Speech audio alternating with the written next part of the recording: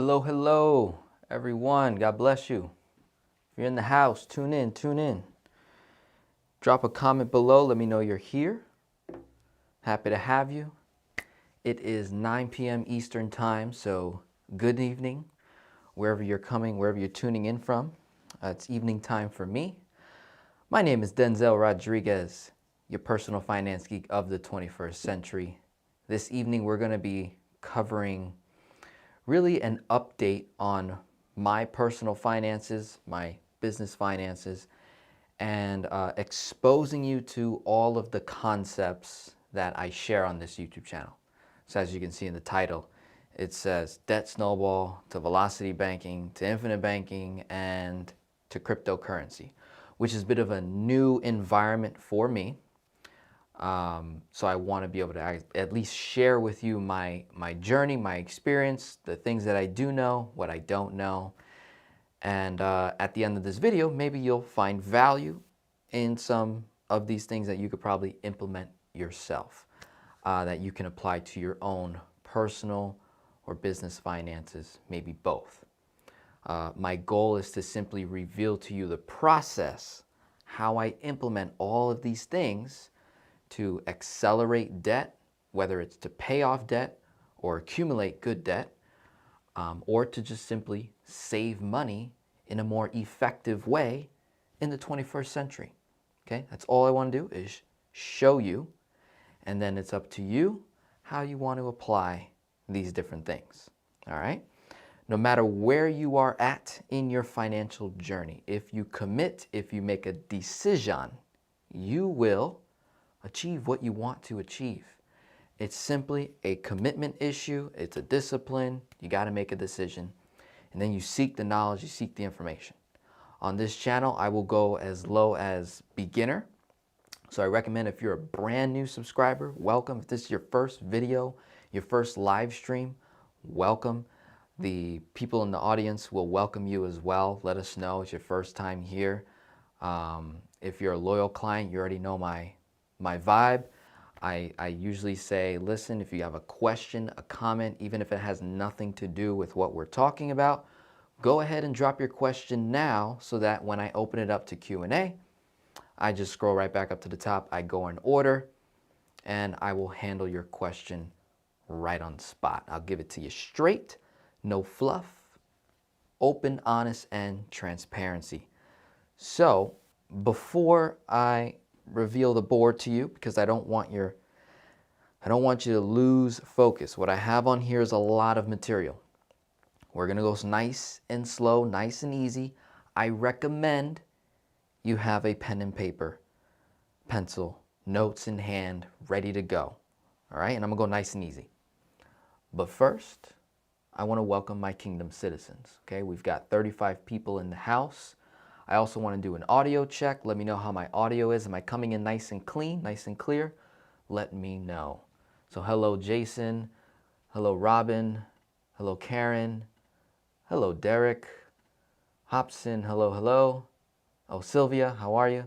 Debbie, hello. Richard, how you doing? Lauren, hello. Steady. How are you? Good evening. Greetings from San Antonio, Kingdom citizens. Karen says, first live session. Awesome. Happy to have you here. All right, are you ready to go? Let's take a look at the board. All right. So, I don't want to overwhelm you. Like I said, I want to go nice and easy, nice and clean. I'm going to share with you all the numbers in advance, so you have a good idea of what we're going to be doing this evening, okay? I'm going to start by sharing my 4 major numbers. Whenever I work with my clients, that is the first thing I ask them. Every phone call, prior to the call, after the call, what are your 4 major numbers? What's your income, expenses, debt, and cash flow on a monthly basis, okay? So for me, my current income 2021 is roughly 30K plus, could be higher, usually no less than 30. And it's been like that for about the last 4 to 6, almost 7 months, consistently with that number. My expenses have been at roughly $10,000. I may go a little couple $100 more, nothing crazy, but that's been pretty consistent, $10,000 for the last year and a half now, pretty much. Zero debt since 2019, January of 2019. No, I'm sorry, February of 2019, I've been debt-free. Cash flow is $20,000 roughly per month, could be higher, depends on, obviously if the income rises. My debt tool for this scenario that I'm sharing with you this evening is going to be a cash value life insurance policy with Guardian. That's the name of the insurance company. The funding amount is $70,000 per year. The base premium expense is $7,000 a year. The split design is a 90-10, which simply means 90% of $70,000 is directed towards cash value. The other 10% is going towards a premium whole life expense, which is the cost of life insurance, the base premium. There are other costs such as term rider, PUA fee, sales load fee. I don't think I'm missing anything else. But these are the main fees that exist in your common life insurance policy in regards to high cash value life insurance. I'm in my second policy year, okay? So that means I've already paid into this policy $140,000. My anniversary date is June, okay? So it's coming up in about, 5 months? I think my anniversary date is June 16th or June 17th. I forget, but it is the month of June, which means that I will have the opportunity to dump in another $70,000. So that'll be 140, that'll be 210,000 in principal that would have gone into this specific policy. My MEC limit, which stands for Modified Endowment Contract, this is a very important number. This number prevents my policy from becoming a modified endowment contract, which simply means the IRS will look at it, will look at this asset, will look at this policy, and they will treat it like a 401k, like an investment, which means that I'll be taxed heavily on the money that went into this account, on the growth. The objective with all high cash value life insurance policies is to not create a MEC. How do you not create a MEC? You need MEC space, proper design. You have to know, you have to get very educated, you need to be confident. You need to do research, you need to study. Take the time to really dive into this type of tool if you're going to commit it, if you're going to practice it in your personal finances. But one of the main keys is having this MEC space from the amount of money that you're essentially putting into the policy. So a good rule of thumb is whatever you fund into a policy, just know that your MEC limit is always going to be higher than what you're paying in, okay? Now, this policy is designed as a 7-pay reduced paid up, which simply means that I will be paying into this policy. I'm committing myself. I'm not obligated by any means, but it is a personal commitment that I am committing $70,000 to this one policy for 7 years. Okay? For 7 years.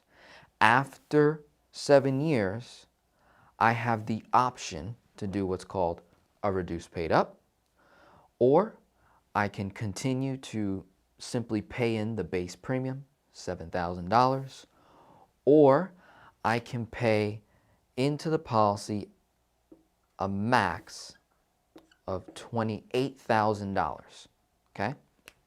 Now, if I wanted to pay in more money, right? If I wanted to pay in $70,000 for a longer period of time than 7 years, my MEC limit would have to be higher.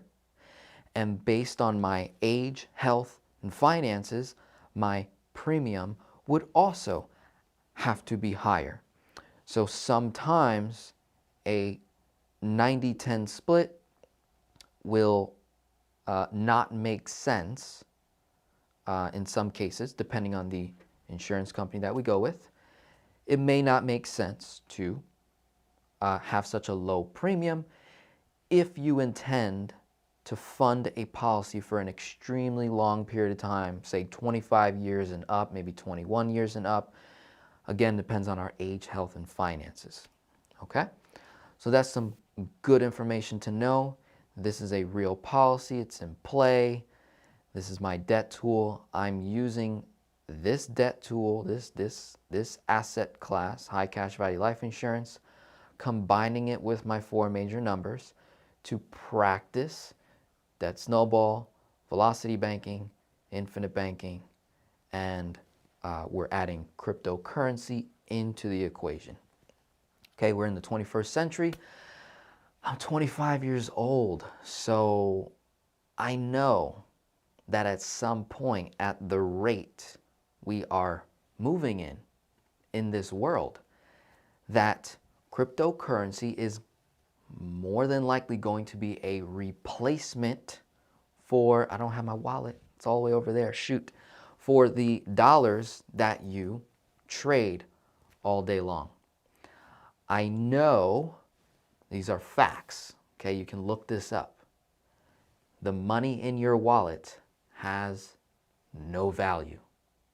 It's all debt, has no value. If something has no value, but you're telling me it's a $100 bill or a $50 bill, $20 bill, 10, 5, $1 bill, quarter, dime, nickel, penny, all these things, if it has no value, that means at some point it's eventually going to go to its original value, which is what? Zero, nada, nothing, gone, finito, that's it. It's gonna get removed or replaced by something that has what? Value, okay? That's either going to be gold, silver, cryptocurrencies. These are the store of value when it comes to your money. Another store of value, in my opinion, is debt. Debt. Because money has no value and all money is debt, that now means in the 21st century, and even in the 20th century, that the only way for me to create an abundance of wealth, the only way to maximize my dollars is by multiplying the dollar, by leveraging the dollar. Or else I'm going to be operating at a certain speed, right? Whereas the wealthy are going to be operating at a much faster speed, more effective with the same dollars, right? So my goal as a 25-year-old entering this chaotic environment world that we live in, also a wonderful, beautiful world, all these good, bad, egos, good, bad, and ugly, everything that's going on, I have to educate myself. I must navigate and decipher facts, right, from false prophecies. I need to identify truth, absolute truth. In everything that I do, I need to look at principles in order for my dollars, my money, to work effectively in this world. It's not about right and wrong, per se. It's more so, what is the most effective thing for me? in my current state, my current personal finances. This is how I want you to think. For my moms out there between the ages of 45 and 55 and up, or younger moms, dads, kingdom citizens, how are you operating on a day-to-day? How are you making your dollars more effective? How are you multiplying your dollars in a world where you're operating with currency, fiat currency, that has no value? Okay? So let's come back to the board. You saw the four major numbers. You see the debt tool. I want to share with you my system. Okay, I'm going to go over these little acronyms here as you're taking your notes. Okay, you can literally just copy this. Okay? So, for me, I have an S corporation. I have a business. This money that I get paid for value that I bring into the marketplace by serving and operating in my purpose, people pay me worthless dollars. I'm going to go get my wallet real quick so that you understand the analogy here. Okay? So, I've got these worthless dollars here. I have 100, I've got two 20s, I have a 50, and two $1 bills. Okay? This money is completely worthless, has no value, but it's what everybody agrees in the world currently to be using. So, until that changes, for now, I accept this form of currency in my country, in the United States of America. So, people pay me money, right? The minute I receive this money, it lands into a business checking account. Okay? Now, because I'm a business owner, an S corporation, I am going to pay less taxes than your average Joe, right? Average Joe, average Susie that has no business and just a personal checking account. When he or she receives income from their value that they put into the marketplace, Uncle Sam takes a bigger chunk from average Susie and average Joe. Why is that? I don't know. I don't have all the answers. What I do know is how the system operates. And that's currently how it operates. If you are an employee, if you work for the man or the woman, okay? If you work for someone else, you're paying the most amount of money in taxes, period.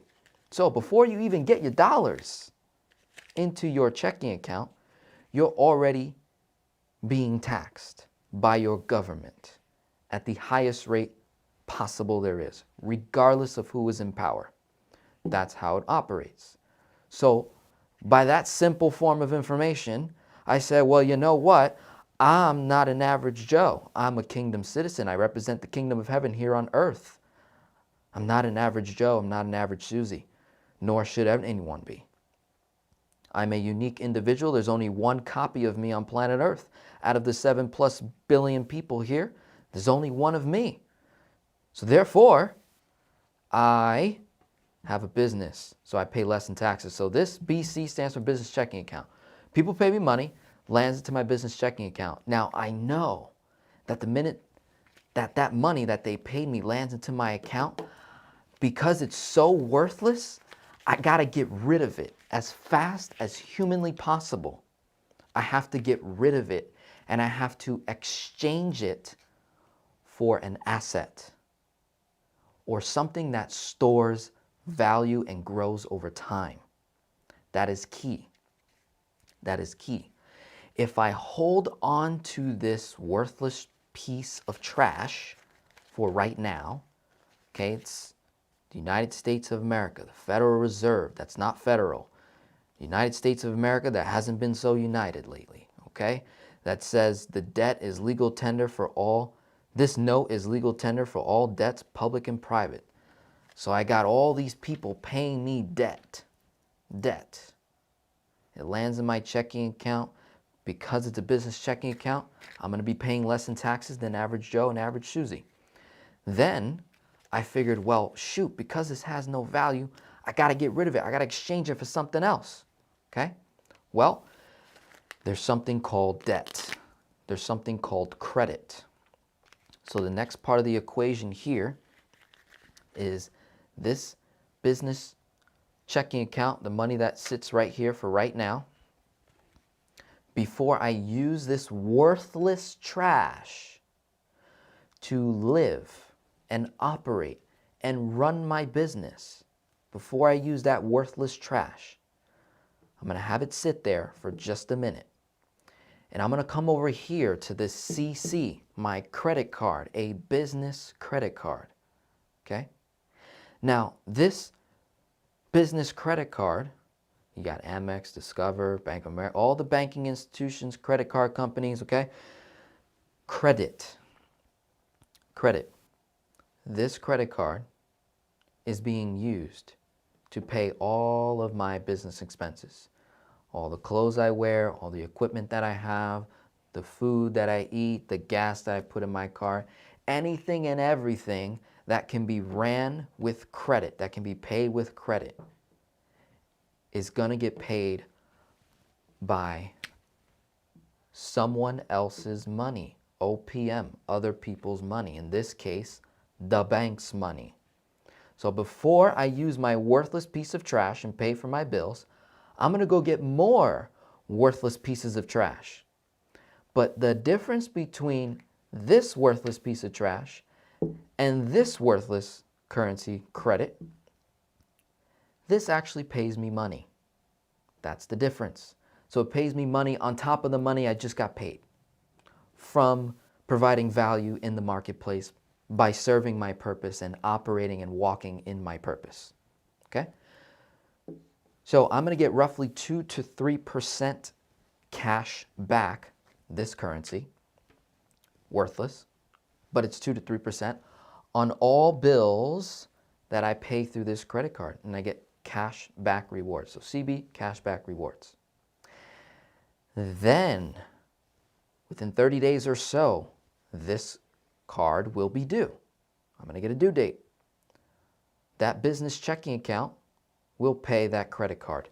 End of that system right there. Pretty straightforward. That is a simple velocity banking move right there. It's a little hybrid. I call it velocity. It's like Debt Snowball 2.0. Right? If you're on the Debt Snowball side, typically you are afraid of credit. I'm showing you how to have no fear against something that has no value. If something has no value, why should I fear it? If it has no value, why should I fear it? If I am a spiritual, physical, emotional, unique being operating on planet Earth, okay? And I have authority and dominion over everything and anything that creepeth the earth. Got it? Pretty much. So that's the business checking. That's the business credit card. I'm getting 2 to 3% on a monthly basis coming back to me. Money that I'm going to spend no matter what. Okay? So that's how that operation will work. Now, as a business owner, as an S corporation, okay, let's write that. As an S corp, I pay myself, right? My business pays Denzel a salary. All right? So now the money's moving some more. So it's moving here, it's moving here. I'm putting it to use multiple times so that I can get multiple things done with the same dollars, work more effectively, okay? So the S Corp pays Denzel, goes to his personal checking account. The minute it lands in that personal checking account, Denzel then funds his own private banking system. The public banking systems that we all operate under, Bank of America, Chase, Wells Fargo, TD Bank, all credit unions, private credit unions, okay, nationwide, federal banks, all over the country, all over the world. One of the most profitable businesses there is okay? A bank is simply a place where you rest money. That's all it does. Yet it charges us so much over time to operate in. So, and that bank does what's called fractional reserve lending, where they take your dollars that lands in your business checking, your personal checking, and they go multiply that money 9 to 20 times over. And then they cause recessions. The cause and effect is people end up what? Over leveraging themselves, going into debt. If you're in debt, you now owe institutions and lenders money, and you're paying them worthless pieces of trash, and it feels like it takes forever to get out of debt. Why? Because the money's not worth anything. It has a silent tax called inflation, and then an actual tax called tax. So you're getting smacked twice, right? And then you're trying to pay a debt that's charging you interest on top of that debt, so you're getting smacked 3 times. Not fun, okay? So to get out of that system, to extract myself out of the matrix here, so to speak, I established my own private banking system. There's many marketing terms and terminology to it. Me, I like the term infinite banking, okay? But really what we're talking about is that debt tool I mentioned, cash value life insurance. So we got 3 locations already. $30,000 a month, roughly more, will land here first. It'll then pay a credit card bill because I'm running bills for the business. It will then get moved to a personal checking account, which then personally funds my own private banking system, $70,000 a year, where I'm going to earn 4 to 6%, roughly, give or take, gross, 4 to 6% gross per year, compounded every year, no matter what, guaranteed. And what happens is the money is tax-free. So I got rid of Uncle Sam in that particular situation with the money that I received for operating in my purpose and walking in my purpose and giving value into the marketplace and getting paid for it. Those funds are being moved and extracted out of the matrix into my own kingdom economic system. Kingdom economic system, okay? So now it's in here, all right? IBC lands in the policy. I'm going to earn a rate of return on those worthless dollars, but now I'm not being taxed on those worthless dollars, and I get to stay ahead of inflation, which is roughly 2%, okay? It's also a way for me to earn money on money I'm going to spend anyways, okay? So now check this out.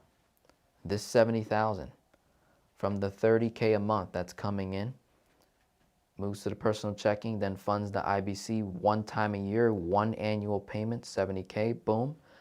The next step that I do is I take out a loan, okay? And this loan will go to 2 places. It's either going to go directly back to the business, right? So I write a loan, right?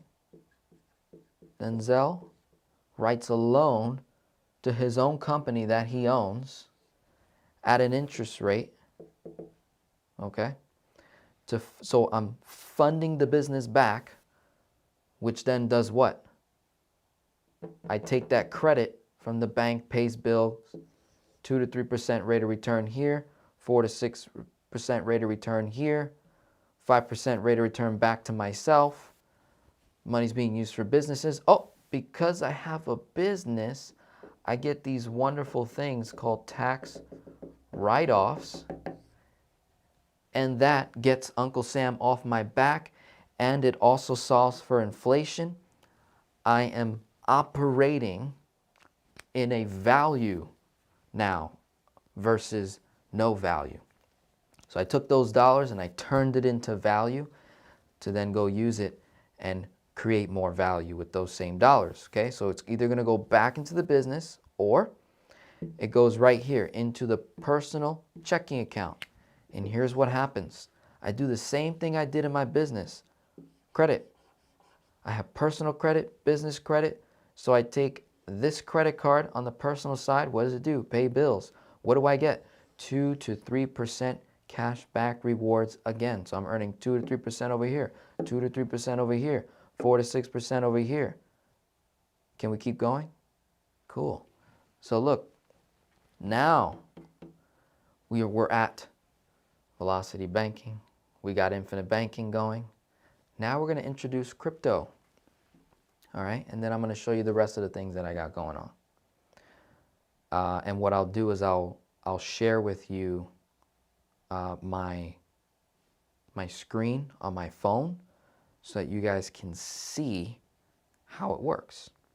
So with my personal checking account, I send money to a platform called crypto.com.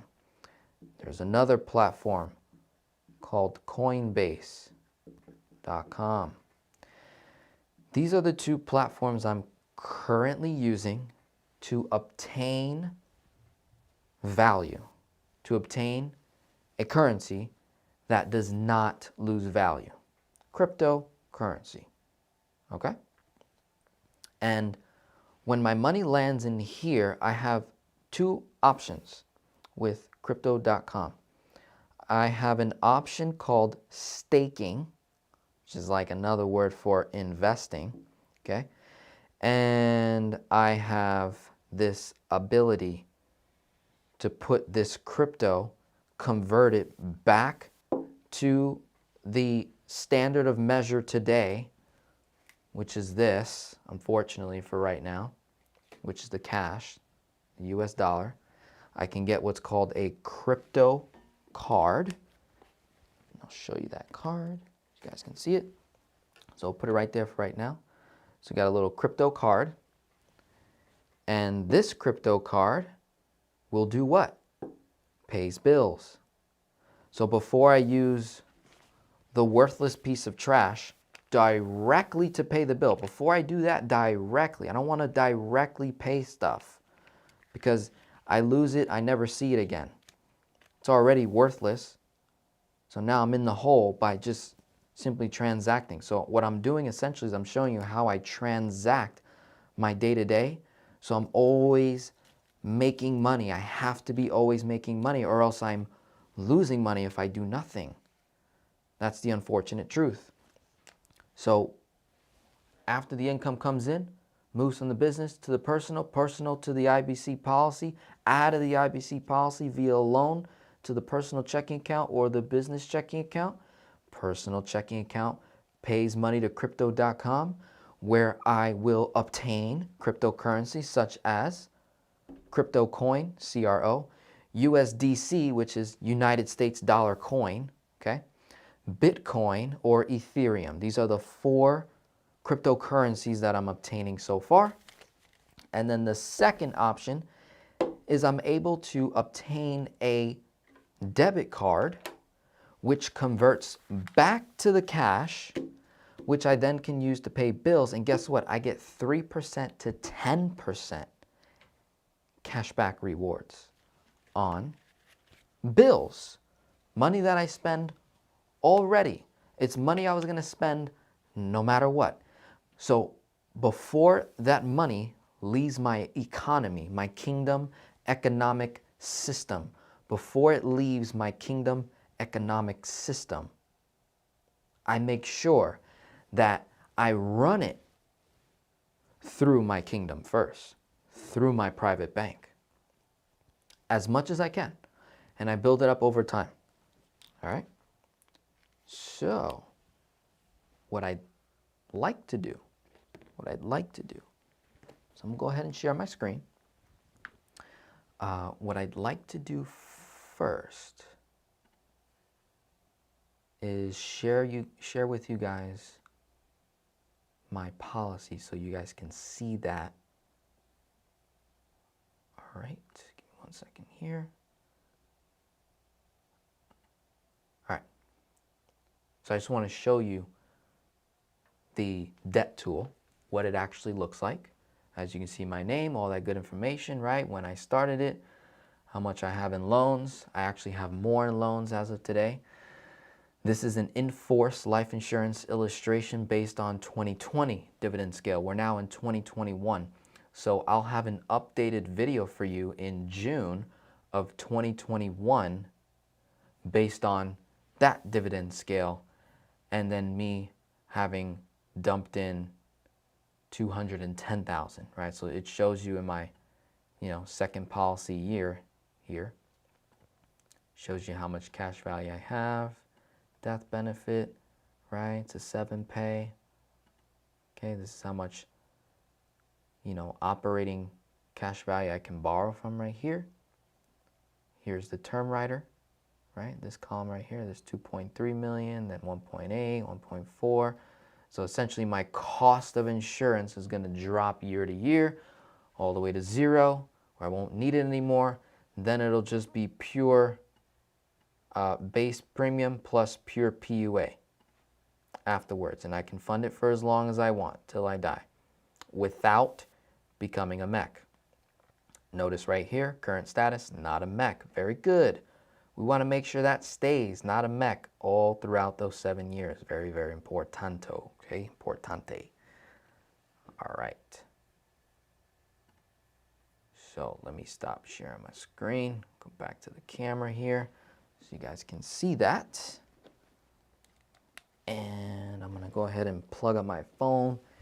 Give me just a second.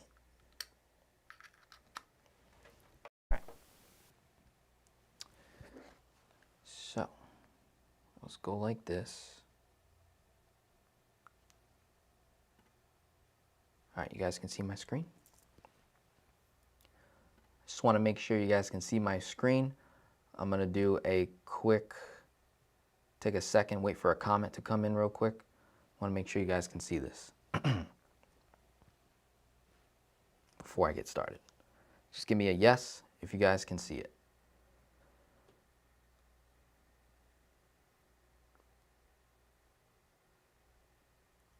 And this is cool. We got a lot of people in the house. Love it. Love it, love it. Okay, great. So, we're going to open the crypto app. All right. So it's called crypto.com, just so you see. Go to the App Store, download it. That's how it looks like. Okay. So let me show you. You click on this button right here, that main button, and we're going to go to Earn. All right, we're going to go to Earn. And so on this app, they give you the ability to earn money, earn a rate of return higher than what most banks would offer, right? So as you can see, all the different options. So we're going to go right to, let's just look. If I wanted to put money in, I'm going to hit that plus button.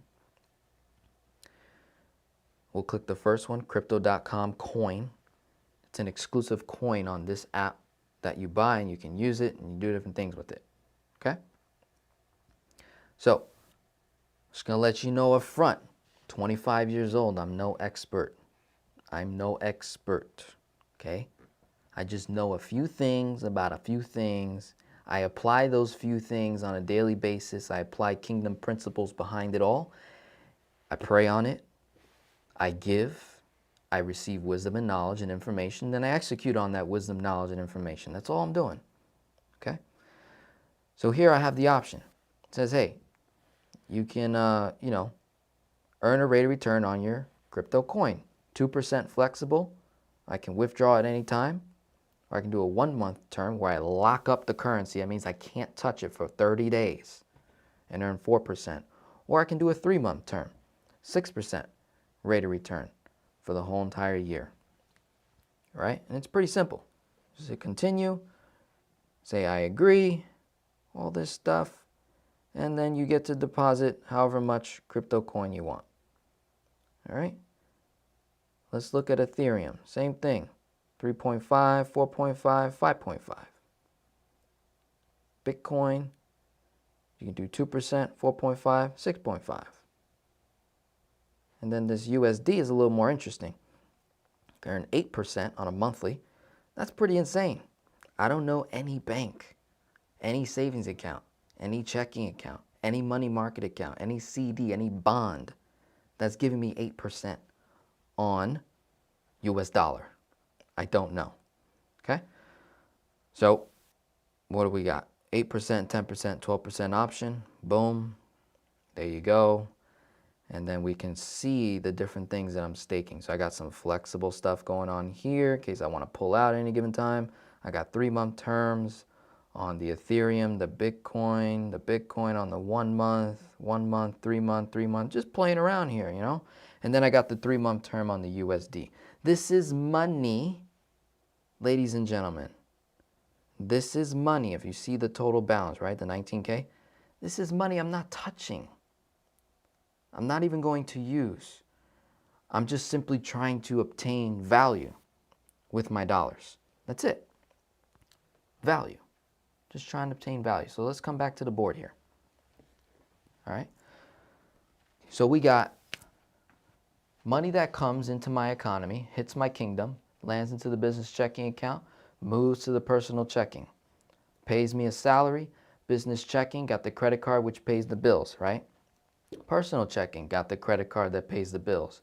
2 to 3% here, 2 to 3% here, 4 to 6% here on the cash value, my own private bank. Okay, gross, not net. Gross, 4 to 6. Okay, my net's probably 3 to 4, maybe 5 in some cases.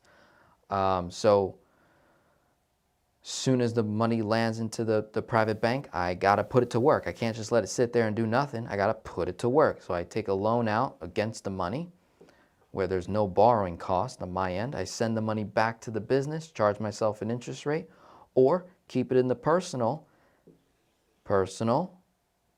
pays crypto, and I earn all these rates of returns. This is all savings dollars, money that I'm saving, or money that I invest, or money that I give, right? I'm just trying to make the money operate a little bit better, okay? Some other things, now notice, it's the same 70 grand. It's the same 70,000. 70,000 landed to the business checking account, got sent here, that's 1 use. Got sent here to IBC, that's 3 use. It got borrowed out, back to the personal checking, the business checking, 4 use. Then gets sent to crypto, 5 use. Then gets sent to credit cards, 6 uses. Same dollars, over and over and over. It's the same dollar, same dollar. I'm just multiplying it, 1, 2, 3, 4, right? And I'm getting so many more things with it, right? So those same dollars is earning money over here, it's earning money over here, it's earning money over there. Whoa, what's going on, right? Nothing crazy, pretty simple, pretty straightforward. Takes some time to implement. Watch this video 10 times over. Write it down. Over time, you'll be able to implement it. The key thing first is to get a grip on this. This is your machine, okay? So if your cash flow is not hot and your income's not high, I would just throw everything that I'm saying out the door. It doesn't make sense to even implement any of this if you don't have the machine to fund it. You need the machine. What's the machine? It's you. It's the value that you bring into the marketplace where you serve your purpose and your will, God's will here on earth, right? Until you're called back to the homeland, all right? Until then, how do you bring value to the marketplace? How can you get out of bad debt into good paying debt that pays you money? How can you exchange the worthless pieces of dollars that you're getting paid for your time and then convert it into assets? In the beginning, okay, before I started all this stuff, the return of value was me. I had to invest in me. I had to build the system up. So I don't want you guys to get all hyped up on this. This is great for people who are debt-free, people who are debt-leveraged, people who understand their 4 major numbers, people who spend less than what they make, people who are cash flowing nicely, people that have a business, people that have a mission, a vision, a goal, a direction. This works great. If you have no direction, if you do not know your purpose in life, if you do not know where you're going, who you are, why you're here, if you do not know your creator, your kingdom provider, if you do not know that you're a king or a queen, we got to work on you first. The system, the process. We got to work on that. Okay? And then we implement this because it just gets better. So in addition to this crypto stuff, because, you know, I just don't know enough for right now. But what I do know is that I know 12% makes more sense than 0. I know 6% makes more sense than 0. 6.5, 5.5, it makes more sense than 0, than no value, right? So in addition, I got these other little cute things going on. I got the health savings account, principal put in so far, $7,050. Here is my today's value in that account, $9,440.85. Okay, gold, another store of value. Put $6,000 in. I'm not sure how much it's worth now. I haven't looked at it really. Same thing with silver. Put about $3,000 into silver when it was like $12 an ounce, and now it's, you know, I think a little bit higher than that. So it's doing pretty good. Stocks. Okay, another store of value. $6,000 in the stocks. Today's value, $9,228.43. Roth IRA, $6,500 went in. I think it's at 7K. I didn't check before I started the video. But just notice how it's the same dollars. Add all that up. I dare you. Add 65 plus 6, 3. Let's do it together. What am I doing? Playing games with you. Add it. So 70K. Pay attention. Right? 6,500 principal. 6K stocks principal. 3,000 silver principal. Gold principal. The HSA principal. What did we see in the crypto account? 19,000, 19,600. But actually, it's a lot less. It's a lot less, but we'll add that anyways. That's just a growth in the account, but we'll add it anyway. So 47,550. Okay? In reality, it's like 40K because when I put the amount of money that I want to put into a policy, my rule is I typically will not borrow more than 66% of what's available in cash value. Okay? So day one, my starting cash value is right around 60,000. 60,000 times 66% is $39,600. Wonderful. So I took out a loan for $40,000. That same money, that 40K, that people paid me into the marketplace when I served my purpose, is the same 40,000 I'm going to use to pay bills, ladies and gentlemen, pay to live. And before I pay those bills, I get it into my bank first, and then I borrow it out, and I get all these rates of returns that makes up for my initial cost of starting the account. So eventually, so in the beginning, I'm in the negative. So let's be very clear. Although you see all this pretty stuff going on, 2 to 3, 2 to 3, 4 to 6, 12, 6, 6.5, 5.5, in the beginning, you're negative because 70K goes in my case, I only have, I have 60K in cash value, but then only about 90% of that I can borrow out, okay? But again, my rule is 66%, and I might justify going up to 80, but I like to keep reserves just in case, emergencies, things like that.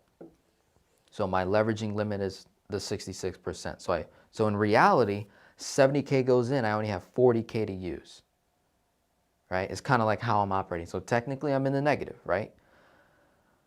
So in the beginning, it's to make up.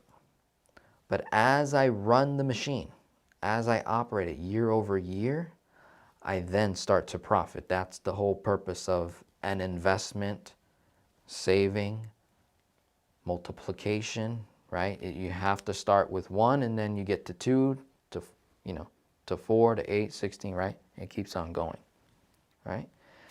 And that's pretty much it for this whole entire situation, how I operate my personal and business finances. This 70 grand is literally money that I'm already going to spend. At some point in time, it's money that's leaving my economy. So before it leaves my economy, I just make sure I put it in assets, put it in things that will eventually pay me money back, get me cash back rewards, points, get away from inflation, get away from tax, so I can keep operating effectively. And guess what I do with all the other cash flow? Guess what I do with all the other cash flow? I then put it back into the machine. Who's the machine? Me. I keep feeding the beast, right? I keep feeding myself. I keep building myself up so I can be a blessing to others, so I can give to others, so I can operate like a king on planet Earth. Okay? So now, what I want to do, let's scroll back up to the top. We're going to look at some Q&A. Let's see who I can serve. Pearl says, good evening. Albert says, nice and clean. Zach, happy Thursday.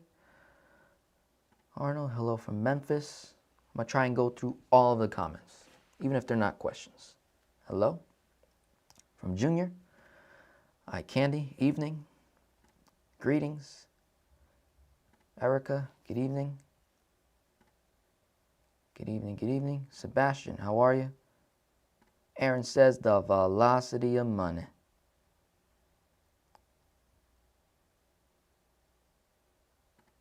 Peaceful Mind says, if it has no value, why should I fear it? I agree with you.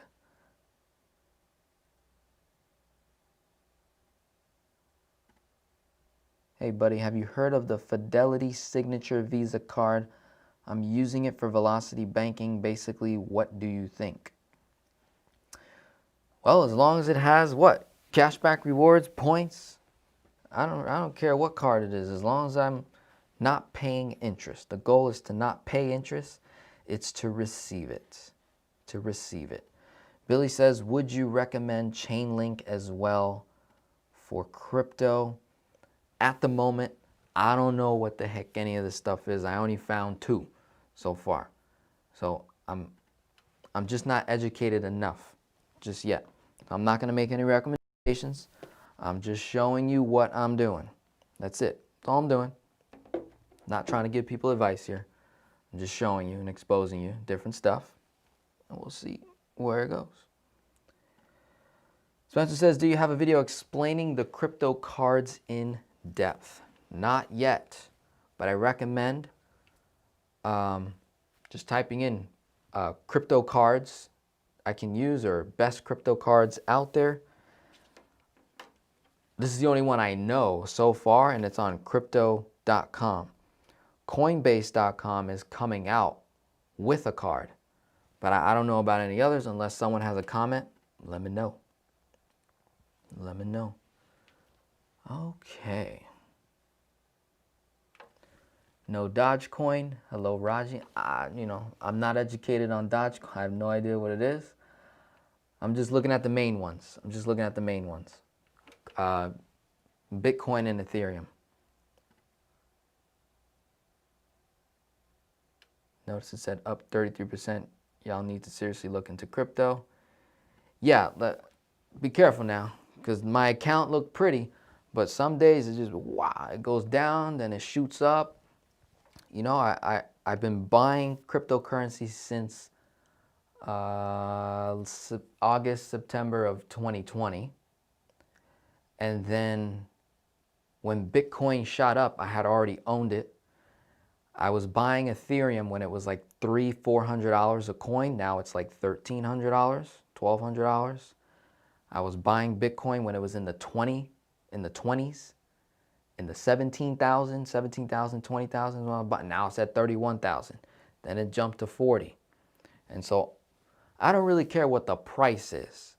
My objective as a kingdom citizen is to obtain some of that. Because the way that stuff is going right now, hey, you're going to see a lot of accidental millionaires. You're going to see a lot of them. They're just going to accidentally become a millionaire because they made a right move. What do y'all think about PayPal to buy crypto? Didn't know that you could do that.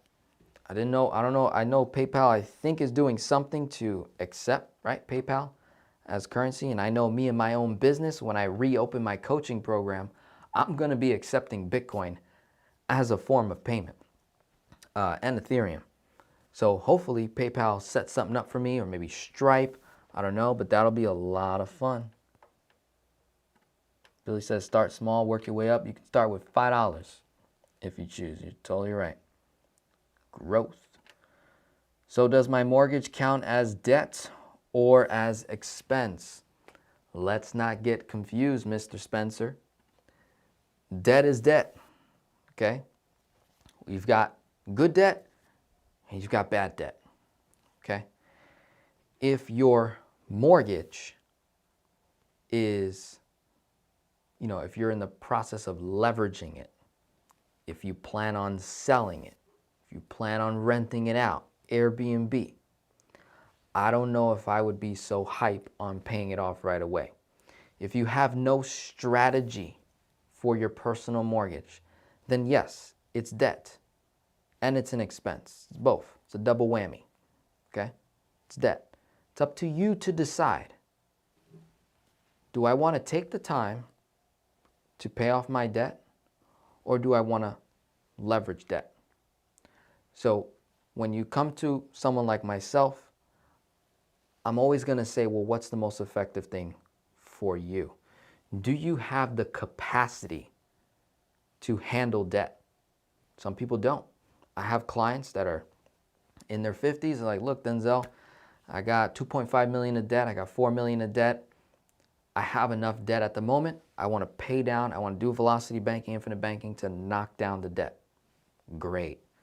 Next client comes, says, Denzel, I only have my mortgage, paid off all my cars, student loans, credit cards, personal loans, medical bills, got my credit up, my business credit up. All I have left is my mortgage. I'm deciding whether I should pay off debt or 10x. Now, I'm always on the side of 10x. That's just how I operate. And the situation that I bring up is I say, look, if it takes you 5.5 years to get out of debt doing debt snowball, and then it takes you 4 years to get out of debt doing velocity banking. But then if you were to 10x in those same 4 to 5 years, couldn't you just write a check at 3.9 years and be debt free and have 10x more income coming in? What would you rather do? It's up to you, right? So that's kind of like how I like to just present the options. Here are the options. Here are the options. Here's what exists. Do you want to be someone that, like on the board here, do you want to not have an actual business, but you want to be like a serial entrepreneur? You got the Roth, you got the stocks, the silver, the gold, the HSA, you got crypto, you got this, you got that, you got this, you got that, but you don't actually have a business? Do you want to be like that and bet on crypto, and you're going to bet on gold, and you're going to bet on silver? You're betting on all these things that are outside of your control. The only thing that is in control on this board, that I have control on this board, are the numbers right here. That's the only thing I have control of, are the numbers right here. Everything over here is out of my control. I don't know, maybe the credit card one day decides to pay me no more percentage. I gotta switch it up. Maybe, I don't know, the rates go even lower with IBC. I don't know. Maybe with crypto, all the rates go away. I don't know. That's out of my control. What is in my control is my ability to create value in the marketplace, get paid for it, exercise those dollars, try to maximize it, Save it, invest it, spend it effectively. That's all I'm trying to do. All right. Let's look at the next question. Let's look at the next question.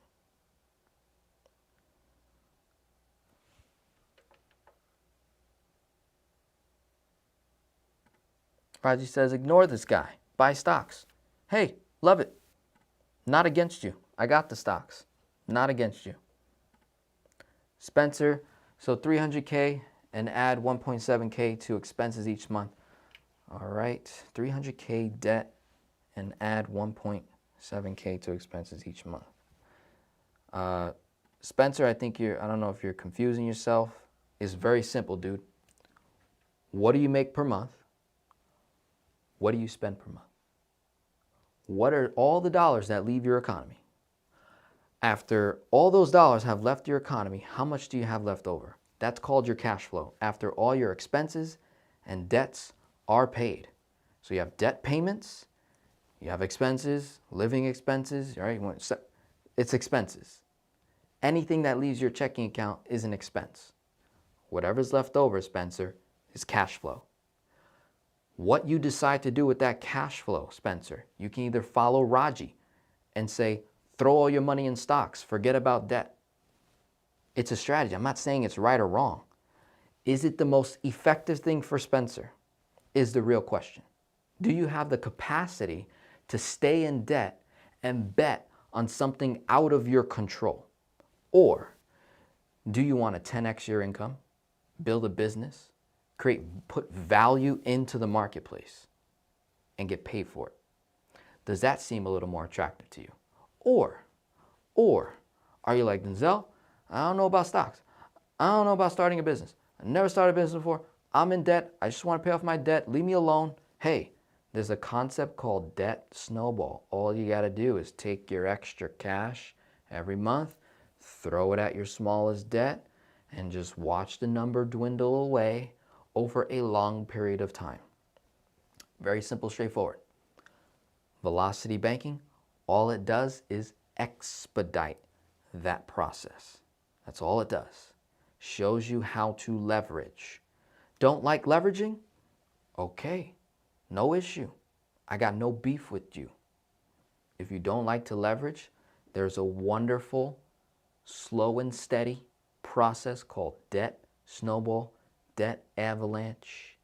There's a million YouTubers that talk about it, and they show you their debt journey, how it took them, 3.5 years to get out of debt, 6.5 years, or 2 years, or 3 years. You got to remember that those people, those YouTubers that are promoting debt snowball and debt avalanche, they're also what? Creating a second stream of income to help them pay off debt.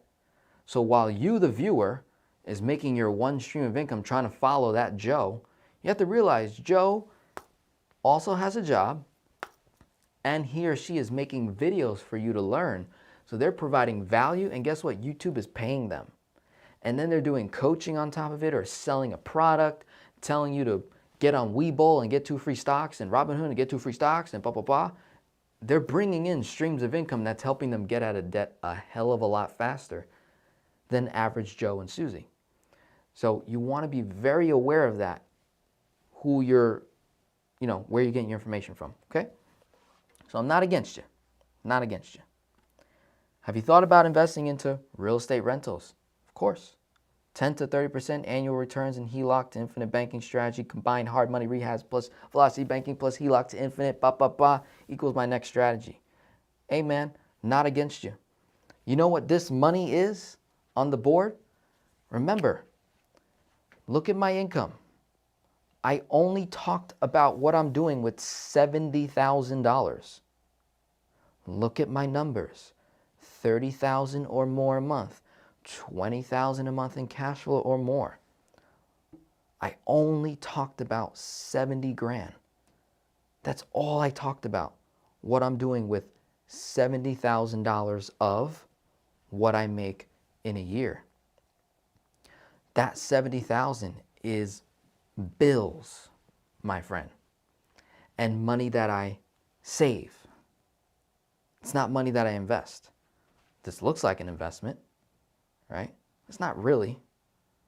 Okay, a true investment is back into myself, which is the machine. It's feeding me. Now, if I showed you what I was doing with the other money, oh, that's a different story. That's for a different video, for a different time. So I'm with you, Mr. or Mrs. Naughty. I'm with you. Real estate investing, rentals, love it.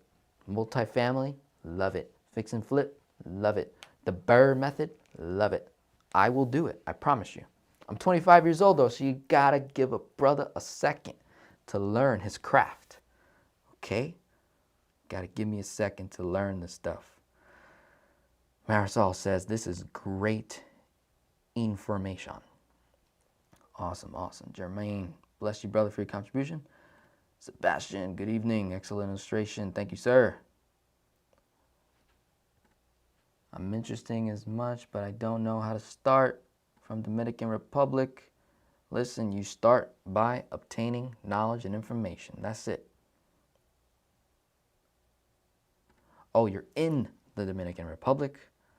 When it comes to Velocity Bank, I'm not sure. I'm not sure. I'm only educated in the U.S. for right now. Funding Guru says my card is in the mail. What? Nice. Cheryl says, oh my goodness, Denzel, I'm still working on paying down the mortgage. It's all working well. Can't thank you enough. God bless. Awesome, awesome. Peaceful Mind says, how do you obtain business credit to fund a real estate deal? I would look up the OG Grant Cardone. I'd look up Uncle G.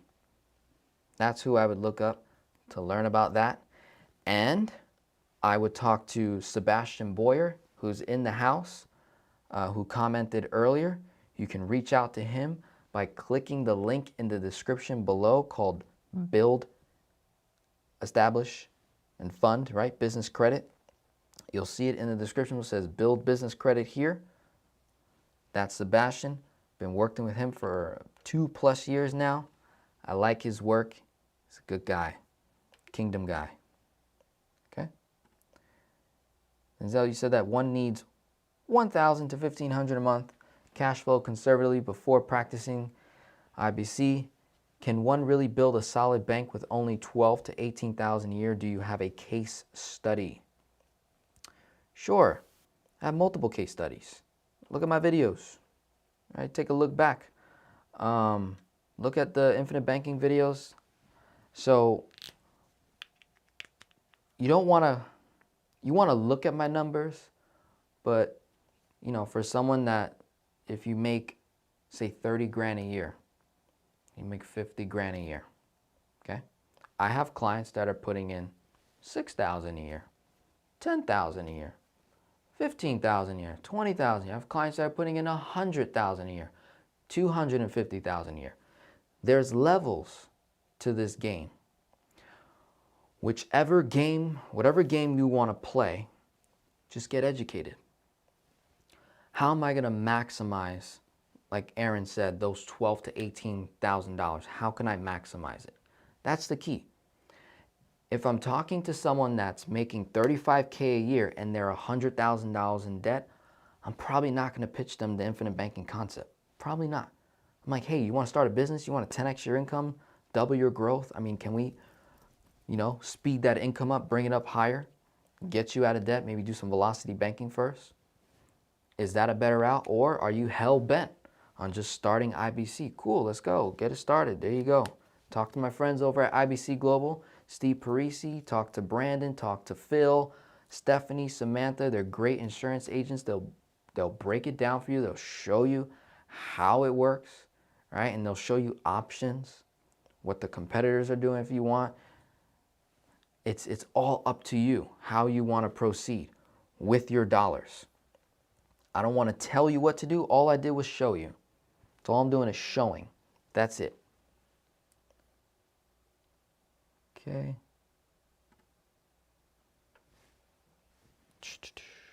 So what is a dollar? How much do you make in Bitcoin? I don't even know. I don't know how much I make in Bitcoin. all I'm doing is buying it and holding and holding and holding. And I'm going to hold for as long as it takes. William Johnson says, I've accepted the fact that I missed the crypto boat. Okay. Well, I don't know if you missed it because it's not like every average Joe and every average Susie is using cryptocurrency. So it's still, an underrated market, I would say, right? There's not a whole lot of people in it, right? You're just now getting big corporate money, big dollars putting money into it now. So who knows? Who knows? All I know is I can't really do much with cryptocurrency right now. So if I can't do much with it, it still must be early. It still must be real, real early. Paul, crypto is massively volatile and not for the faint-hearted. Check Coin Bureau for advice on different coins and tokens and what they do. His analysis is pretty balanced, comprehensive, and thorough. Thank you. Can you go over the crypto card section you covered earlier in the video? It seems better to get cash back from these types of cards than a cash back from traditional banks. Sure. Let's take a look. I'll plug my phone up again. I'll show you the whatchamacallit. Let's open that up. So come back to the crypto here. So let's go to card. So this is not a credit card, this is a debit card. This is money you literally have to add money into the card to use it. You're not getting credit for anything. So go to card details, full card details. So 3% cash back on everything I spend. I get 100% reimbursement on Spotify and Netflix. What a way to save money. Just run it through the card and they're going to give me money back. 100% reimbursement for Spotify and Netflix. Not bad, kid. Not bad. Look, Spotify reimbursement up to $12.99 a month. Netflix reimbursement up to $13.99 a month. Not bad, kid. Look, no monthly fee, no annual fee, no delivery charge. Not bad, kid. Oh, look, 0 fee if I want to go to the ATM and withdraw US dollars. Not bad, kid. All right. So that's that. So hopefully that was helpful to you guys. Was that helpful? You like that? Let's keep on going. Let's keep on going. We're only an hour in. You know how I like to go nice and deep into here. Checking the comments. Good night, people. Could you skip IBC and go to crypto? Sure, Sharon. Sure. Let's say you're like, Denzel, I want to learn everything there is to cryptocurrency. I want to get a job in cryptocurrency. I want to invest in crypto businesses. I want to invest in the blockchain. I want to become a master, a teacher, an educator, create a product, a service in the crypto space. If you have that mentality, then something like IBC might be a distraction. I may want to put all my energy into that first, create value from it, get paid, and then when I look at my financial plan, I say, okay, how much money do I save per month? How much money do I give per month? How much money do I invest per month? For me personally, all I showed you was money that I spend. I'm going to spend 70 grand a year, right? I'm going to spend it. No, I'm sorry. I'm going to spend $40,000 a year. So I pull it out, right? Probably more, probably 50, 60 for certain bills that I'm running through here, right? Part of that 70,000 is my savings. Money that I save, I don't touch. I don't touch. So if I'm not going to touch it, where can I put money that I'm not going to touch that's going to work effectively for me? Is it in stocks? Is it in a Roth IRA? Is it in gold, silver?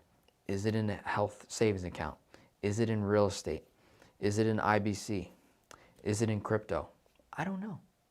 I'm 25 years old. I'm just showing you what I'm doing. I'm learning. I'm saying, HSA, not so bad. Triple tax benefit. Gold and silver, not so bad. Stocks, yeah. Roth IRA, tax-free, cool. IBC, tax-free, cool. Crypto.com, advanced. Okay, I like you. That's all I'm doing. All right. Can I, cash value life insurance policy, issue a line of credit with simple daily interest or only loans with amortized interest? Okay, naughty. The loan on my policy is simple interest. It's calculated simple interest. You can do what's called and we'll create some room here. You can do what's called a cash value collateral loan. Okay? Do a cash value collateral loan. All right? Cash value collateral loan, you can look that up and you can put it against your business. That's one option. When you take a loan from a high cash value life insurance policy, it's calculated simple interest. So although it's called a loan, it's calculated simple interest. The interest that we get charged on that loan is going to be equal or less than the amount of cash value total that's in the account. So when I put $70K into my policy, I've got $60,000 in cash value growing at 5.6% gross, okay? When I borrow $40K, insurance company charges me 5.66% rate, not on that money. The insurance company gives me their money. So that money continues to grow from the insurance company, and I take a separate loan, separate, irrelevant to the amount of cash that's in there, and this 40 now goes to work. Now the objective with this 40K, the objective with that 40K is to earn more than 5.66% on top of the money that we're earning in here. Did I solve that? I think I did. But you tell me. Don't forget that every time you move your crypto from one something token to another or into fiat, it will create a tax event. Very interesting, Paul. I tell you what, I don't know how they're going to find me because I'm using cold storage things. I don't know how it works when it comes to taxes, so I'm completely in the dark, in the wind. I don't know, being honest. I don't know. I'll cross that bridge when I get there. I could care less. Whatever the tax rate is, it's going to be less than what I'm making, more than likely. More than likely. Now, when it came to that, when it came to the crypto card, right, for that one, when it comes to this crypto card, I'm putting my cash, like cash, put it back into here, and I use that cash to pay certain bills where I get a higher cash back return. So all the other cryptocurrencies are staying. I'm not extracting it. If I do extract it, it's going to a cold storage. That's what's happening. It's going to a cold storage. All right. Let's see. Cryptocurrency just getting started. There are dozens out there, and even the bigger ones. Plenty of upside. Yep. I'm hoping something NIO and Airbnb will help me get to financial freedom. I don't know, William, when it comes to hope, I don't rely on hope.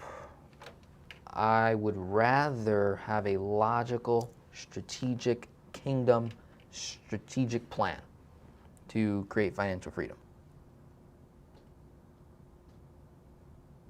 So do you have examples of your 30K income, or is that too personal to ask?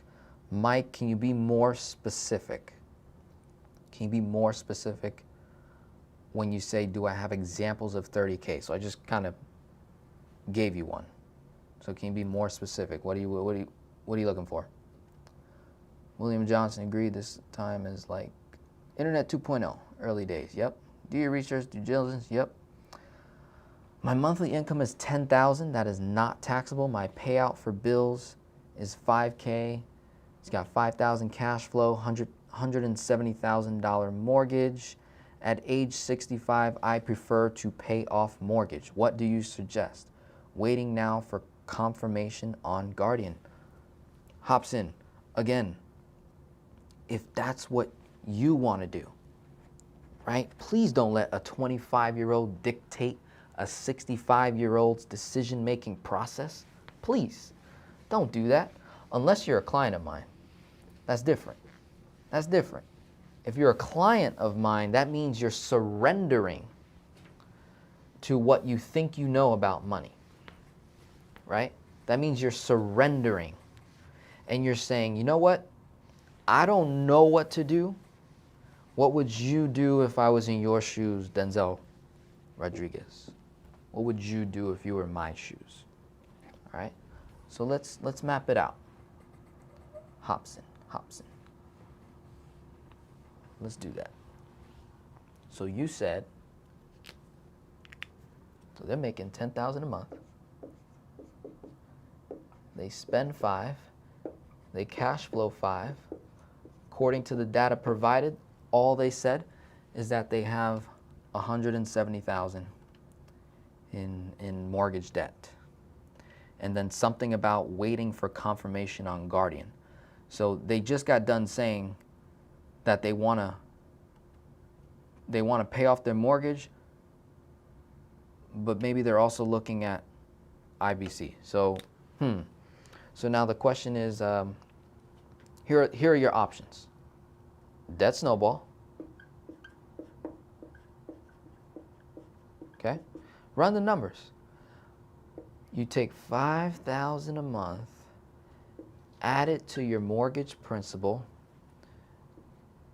and do extra payments every single month like clockwork.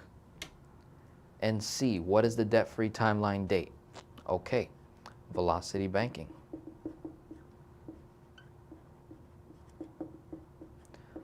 Velocity Banking says, hey, instead of extra payments, why not chunk and go faster? Right? So maybe on that $170,000, here are the debt tools that we can look at. Credit cards, HELOC, personal line of credit, HELOC, home equity line of credit, first or second, right? Last option, all-in-one loan. Those are your options, Velocity Banking. All right, here's the next option, Infinite Banking. You know what, Denzel? I want to pay off the mortgage, but I also want to have an asset that I can build along the way, and I'm okay with going a little slower because the fact is, I don't care what anybody tells you about infinite banking, you are not going to go that much faster. Okay, there are cases where you go, quite a bit slower, depending on your four major numbers. If you say, Denzel, I want to use infinite banking to pay off debt. In some cases, you might go a little faster than Velocity Banking, Infinite Banking, but in quite a few cases, you may not, and you want to be okay with that because your intention is, I'm paying off debt and acquiring an asset, earning money. So technically, I would be ahead of the person that does Velocity Banking because when they become debt-free, they're debt-free and they have credit leverage. When the infinite banking person does debt payoff on their mortgage. They become debt free. They also have an asset that they created. They're also debt leveraged. Plus, they can combine both worlds. They can combine both velocity banking and infinite banking together, right? So that's something to consider. If I have $5,000 a month, that's what, $60,000 a year in cash flow, if I'm not mistaken. So however much cash they're dumping into the policy, they're coming out of the gate, in the negative, because they can only borrow so much out of the policy to tackle the mortgage, whereas velocity banking, you have all of your cash flow plus credit leverage, 0%, to essentially remove that mortgage. You want to have a strategy in place. Okay, if I pay it off, then what? Am I just going to let the equity sit and die, or am I going to put it to use? Am I going to, flip it? Am I going to sell it, make money with it? What am I going to do? How am I going to leverage it? Okay? So that's something to think on. Sharon says, very nicely done. Thank you, thank you. Hello, Denzel. Happy New Year. Okay, William Johnson. Yes, market bubble will likely burst sooner rather than later.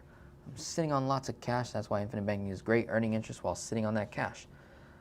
Absolutely right. I agree with that. I like not knowing, right? It's okay to not know something and to be patient, like Warren Buffett style. He's patient. He reads companies. He studies them. And the right opportunity, he goes in big. Not no dollar cost averaging crap. He goes big, in big, because he did all his research. People that dollar cost average, they're just, you don't know, so you're just, all right, just throw a little over here.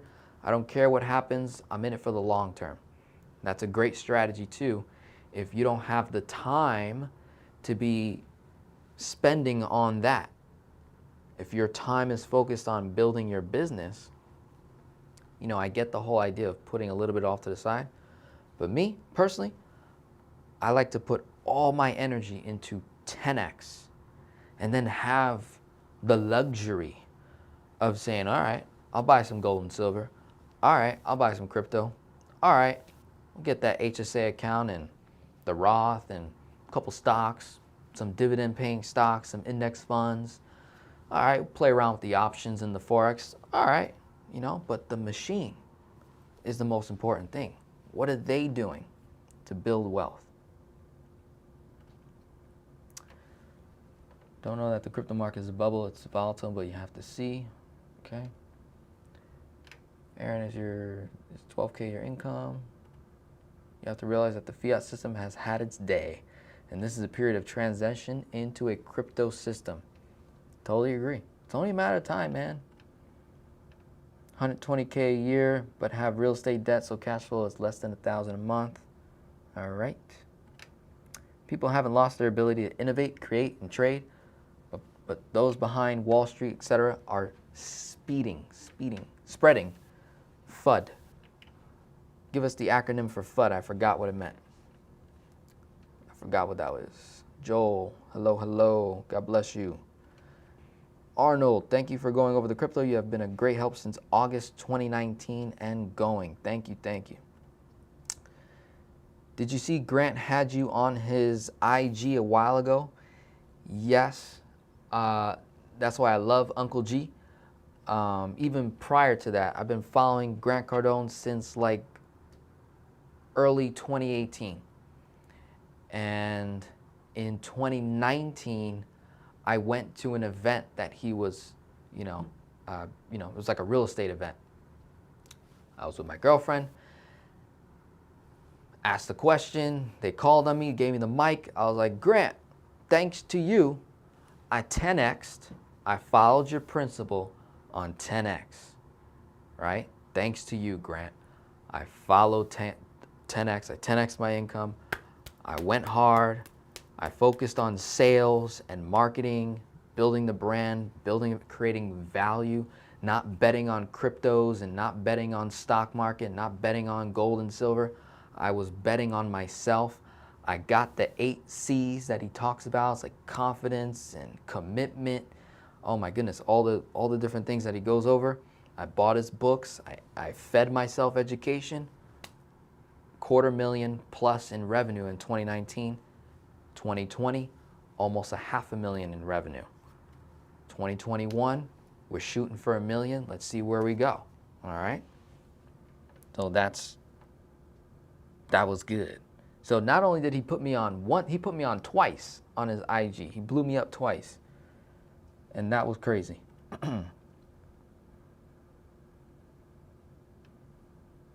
Transition to crypto will take time. It won't be without birth pains. Denzel strategies and advice still apply. It's just that the tools are changing. Correct. The tools are changing. That's why I'm like, you know what? I don't know. But the tools are changing. I'm going to play with those tools for right now. Massive transition of wealth out of the old system into the new one. The question is which one? The IMF and the WEF are pushing for hyperinflation.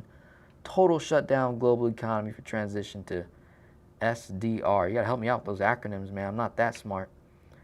How much do you pay yourself from the business checking account to your personal checking account? So I do a salary, so it's salary plus distributions, right? In 2020, I was doing 55,000 salary. This year, I bumped it up to, I think, 70K, if I'm not mistaken, either 70 or 60. I forgot which number I picked. But the reason why I upped it was it's the reasonable wage for the type of career that I'm in the location that I'm in. I looked up average financial advisors or average income of financial consultant. You know, that number made sense, so I just stuck with that. That's how I do it. Thanks, Denzel, for explaining cash value life loan, simple interest loan. Sounds like a secured line of credit. That's exactly what it is. Very good comparison to a secured line of credit. I have to finish watching the videos in your Velocity Manifesto. You probably explain it there. I sure do. Okay. All right, Paul, appreciate that. James says, I'm debt-free, 700 cash flow, looking to start IBC. How do I get started? James, I have a link in the description below. It says, ready to start your life insurance asset. Click here. That's one resource, okay, to start. I personally have 2 of the high cash value life insurance policies, one with Guardian, one with Mass Mutual. I went with IBC Global Incorporated. Steve Parisi, you could type that in. He has a YouTube channel, fantastic, transparent content. And you can start learning. You can start getting illustrations made for you, have a conversation. I even encourage you to go and look at other resources. See who else is out there talking about this and how they can, how they do it. Because there's many different ways to practice the private banking system or infinite banking concept. And you know what? We might as well break it down, right? We got 139 people in the house. This is wonderful. All right. So, James, this is for you, buddy. Okay, James. So, marketing term, infinite banking concept. Product, actual product name is whole life or indexed universal life. Okay, that's the actual product name. This is a marketing term, infinite banking concept. A more generalization of all the terms would be high cash value life insurance. That would be a general term when discussing that concept, okay? So if you hear something like become your own banker, private banking, family banking, kingdom banking, cash flow banking, those are marketing terms. Actual product name, whole life, index, universal life. Got it. Great. Thanks.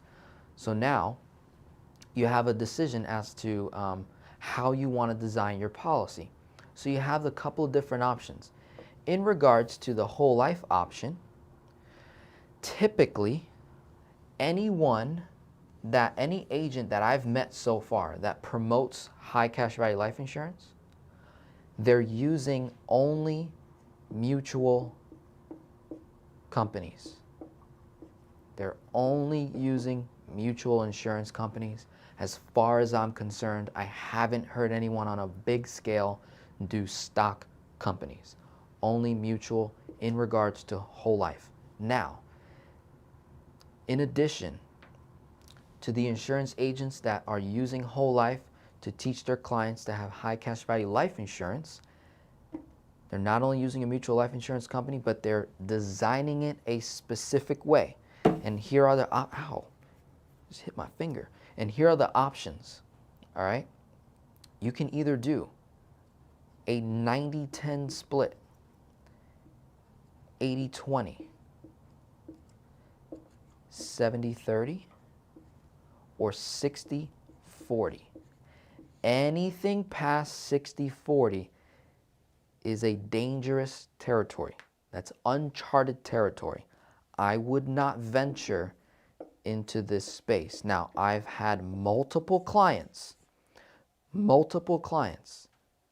that were sold 50-50 splits by an insurance agent that preached high cash value life insurance, which is unfortunate because it's a bit unethical. They could have went higher and have given more cash. The whole point is cash value, not really life insurance. We don't really care about this. We care about that if you're looking at high cash value life insurance, okay? So, why on earth would an insurance agent design a 50-50 split design? The only reason that I've come up with so far is this wonderful word called commission, right? Can I spell commission right? Oh, Lord, have mercy. Commission, yep. An insurance agent gets paid off premium dollars, okay? Commissions, primary source of income is coming from premium dollars. So if I design you a 50-50 split, right? Take my example for, my 70 grand. If I give $70,000, right, to an insurance agent, divide that by 2, he puts $35,000 in freaking premium on a 25-year-old. Why the hell would you do that, right? Really think about this, ladies and gentlemen. Put it through your head, okay? 50-50 split. Insurance agent gets paid off what? He makes money off commissions. Where's his commissions deriving from? Premium dollars, okay? Now, insurance agent might collect a 90% commission off that number. 35,000 times 90% is a $31,500 paycheck. If I would have went with, some dude or woman that designed me a 50-50 split. That's about how much commission they get. How much do I get in starting cash value? Somewhere around that number probably, right? Because the other 35K goes into, the cash value. But there's also, there could be a term rider in there. You got the PUA fee, right? You get all the, there's cost. There's cost.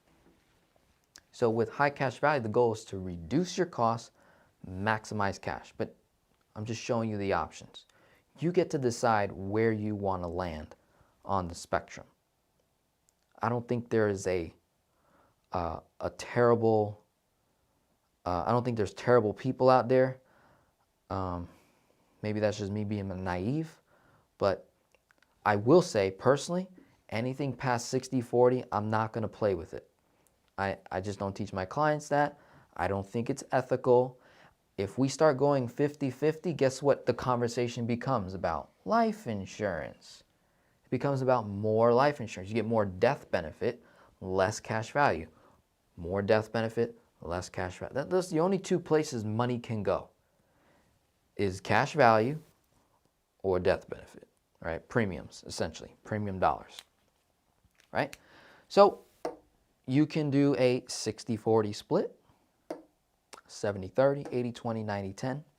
Obviously, if you do the math, you do a 90-10, you're most likely going to have the most amount of cash value out of all these other guys, all these other options, okay? The only reason why 90-10 would not make sense, in my opinion, is if somebody is looking to do long funding, right?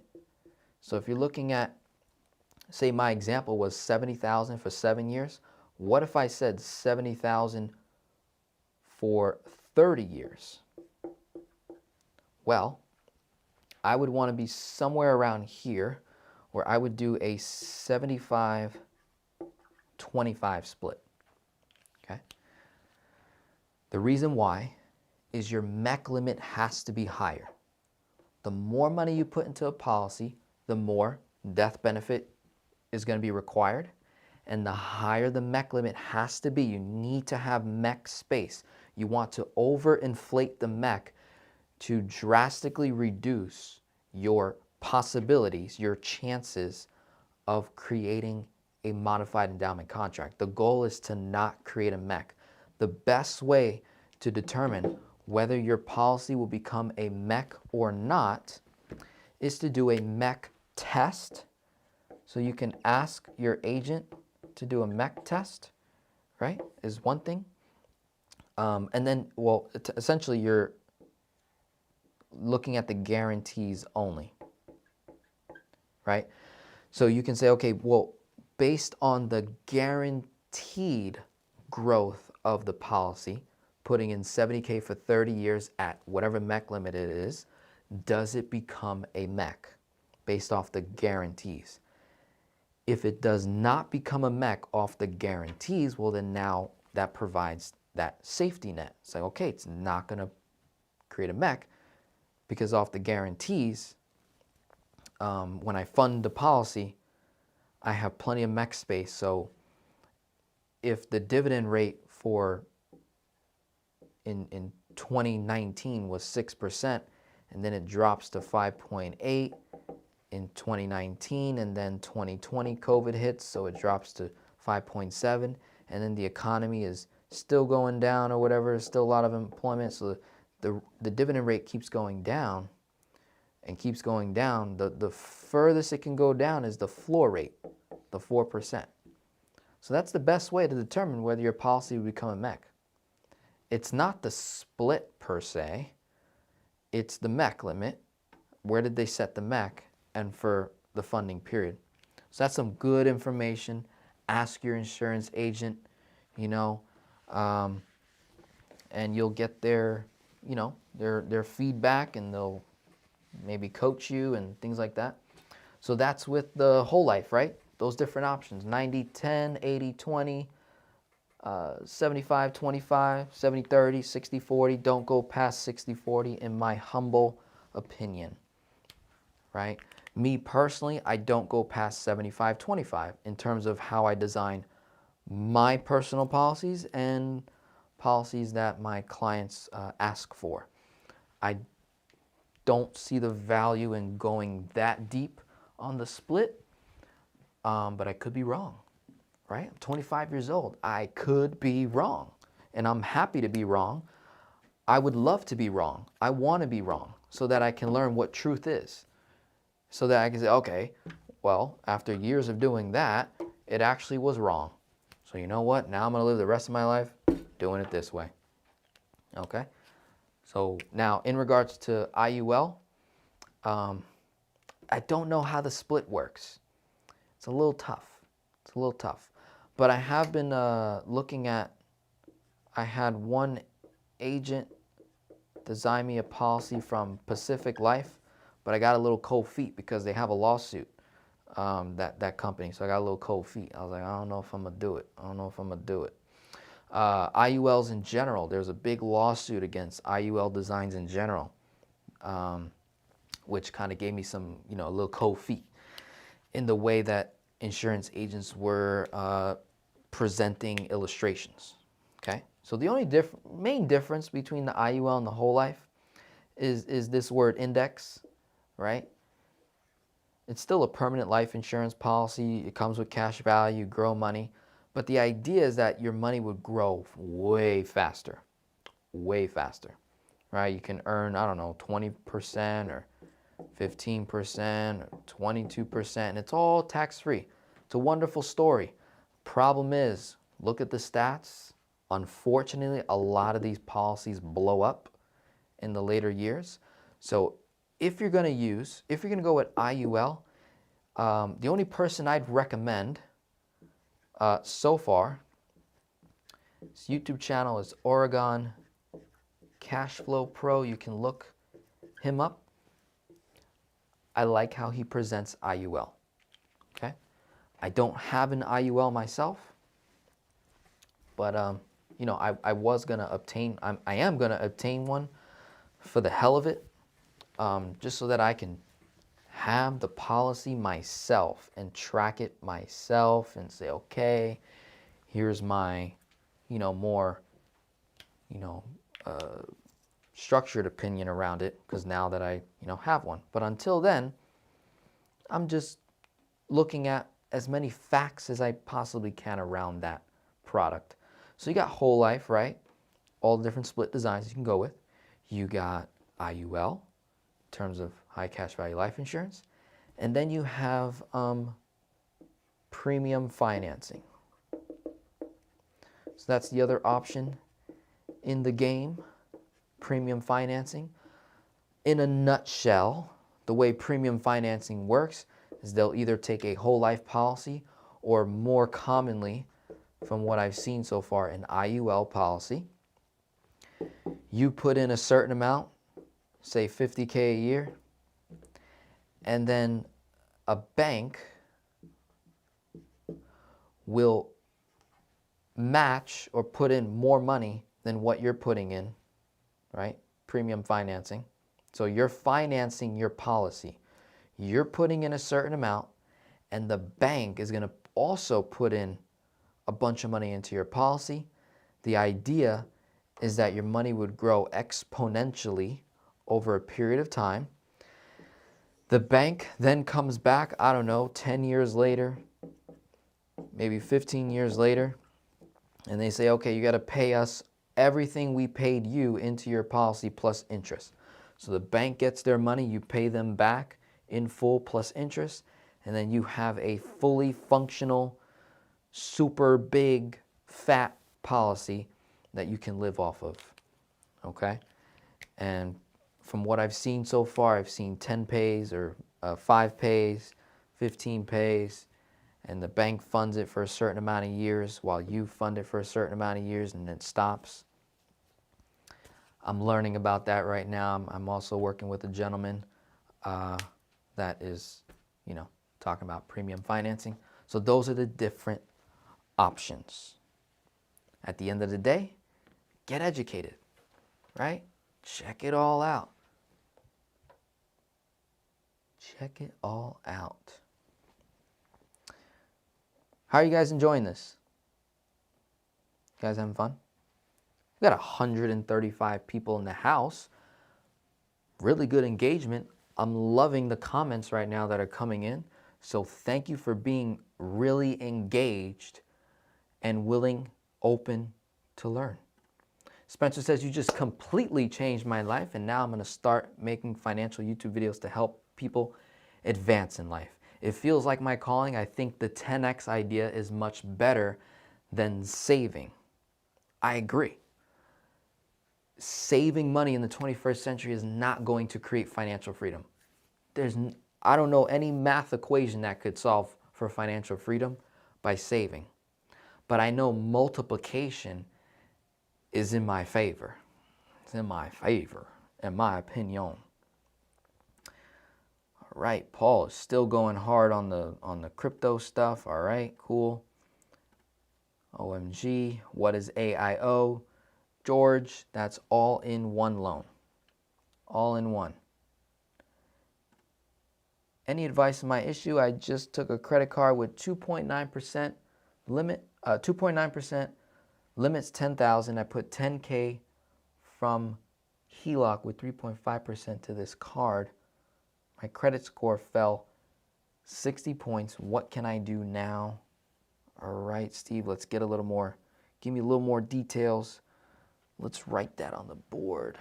Might have to talk to my friend Brittany Green, okay, who helps people with their personal credit, okay?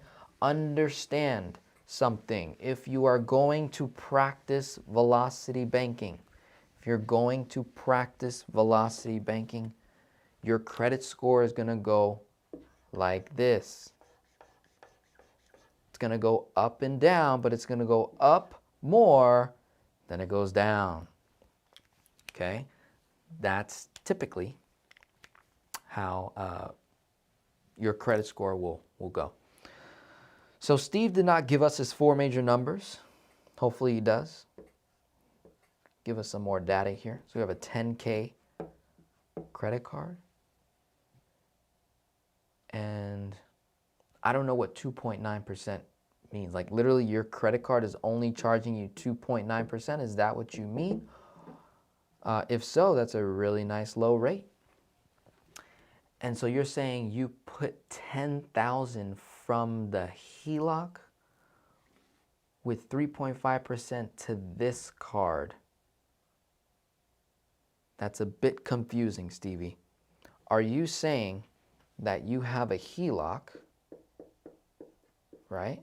And help us out here, right? You got to be more contextual, more details, right? Don't be afraid to use up all the characters. I don't mind. I'll read. So you're saying you have a HELOC at 3.5%, right? And you borrowed from 3.5 simple interest to pay off 2.9 simple interest? Does that make any sense whatsoever? 3.5 simple interest to 2.9 simple interest. So I borrowed from a higher debt to pay off a lower interest debt. Does that make any sense? You're going to have to provide us with some more clarity. Maybe I'm reading your question incorrectly. Carrie says there's currently a Bitcoin conference going on today and tomorrow. North America Bitcoin conference, very informative about plans for crypto. Thank you. Can you please put like maybe the link or tell us the website? That would be freaking cool. Oh, fear, uncertainty, and doubt. FUD, I forget, that's what it was. Cool. Just looking for ways to increase my income. My income is pretty much a 9 to 5, so just trying to see what might be another source of income. I'd like to get into real estate, but I'm thinking that might be down the road. Just looking for something to increase my income to get me there quicker. All right, like the idea. Like the idea, Mike. So check it out. While we're waiting on Steve to provide me with more numbers, so that's Steve over there. We got Mike over there, over here, all right? So Mike, there's a lot of money on the table, literally. There's a lot of money on the table in content creator. A lot of money. Influencer.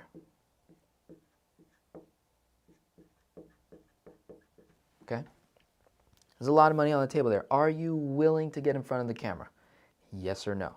Make a decision. Yes, great. YouTube, LinkedIn, TikTok, Instagram, Facebook, go. Have fun. Not willing to get in front of the camera? Okay. You got Clubhouse, you got podcasts, you got blogging, writing content, posting pictures, not your pictures, business photos. Hey, no excuse. So either you get in front of the camera, get behind the camera, your choice. But content creation, influencer, great route. Now, a more Grant Cardone approach, Uncle G, a more 10x approach is sales, my friend. Sales. Speaking. Communication. If you get these skills, sales, speaking, communication, follow-up. Networking. Hope you're taking notes, buddy. This right here is a 10x approach. Let me go sell something instead of buying. How do I convert from consumer to creator, to provider, to sustainer, influencer, right? That's my little spiel. So a couple different options, right? You can, and then there's you know, this is what everybody else says. You got the side gigs, right? So in addition to your 9 to 5, could you, I don't know, Uber, Lyft, Amazon, you know, second job, right? Side gigs, side hustles. So there's that. Then there's straight up go sell a product. What is something that I buy or that I know people buy that I can get paid for? Can I hook up with another company, right? Can I jump to a different company? So that would be the other thing. Is Mike says he's currently at a 9 to 5 job. Well, can you find a higher paying job? Does that exist? Can you get a promotion where you're currently at? Can you rank up where you're currently at? Are you, did you hit your peak? Where we at? I'm gonna take a quick break because I just need to get a drink of water here. So give me guys 1 second.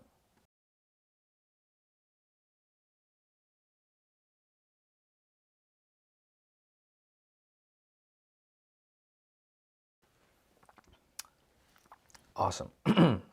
So we are at the 2-hour mark. Is this information helpful to you? Let me know in the comments. Are you enjoying yourself? Are you getting value from this? Are you saying, okay, step 1, step 2, step 3, this is what I'm gonna go do, all right? Some of the stuff Denzel said was way over my head. Others are like, yo, that's right there, that's for me. And then there's the in-between, I don't know, I'm not ready. Let me do my debt snowball, let me transition to velocity banking, then upgrade to infinite banking, and then maybe we'll talk crypto. So wherever you're at, I'm with you. I'm with you. Let's see, George. Okay, so James, been with my credit union since August and started my credit June 2020. I'm at 731 TransUnion FICO. Should I apply for a line of credit and for how much? I have a little over $6K in a checking account. James, you need to know your 4 major numbers. I would reach out to Brittany Green on personal credit. She can give you a little evaluation. Okay, we want to look. Have you applied for anything recently in the past? How many inquiries do you have still reporting on your credit report? What's your credit behavior? In 2021, credit bureaus are starting to look at credit behavior, right? So it's not just about the score, credit behavior. Have you done your homework on the line of credit that you're applying for? Have you opened up a checking account with that bank? Have you built a relationship with that bank? Do you have direct deposit set up with that bank, right? Are you holding your $6,000 at that bank that you want to apply for the personal line of credit? So take a look at some of my videos on how to get a personal line of credit.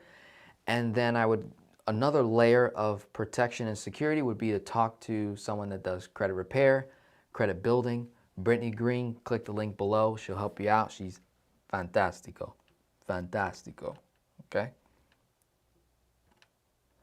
Peaceful Mind, what pastor or pastors do you listen to? Miles Monroe. And that's about it. Mark Jackson is another pastor today, living. Miles Monroe passed away, dead. You gotta love T.D. Jakes. I don't care what nobody say. You gotta love T.D. Jakes. He'll make anyone go Christian, right? That's my opinion. Thank you, Denzel. Great information. Have to leave. We'll replay. Awesome.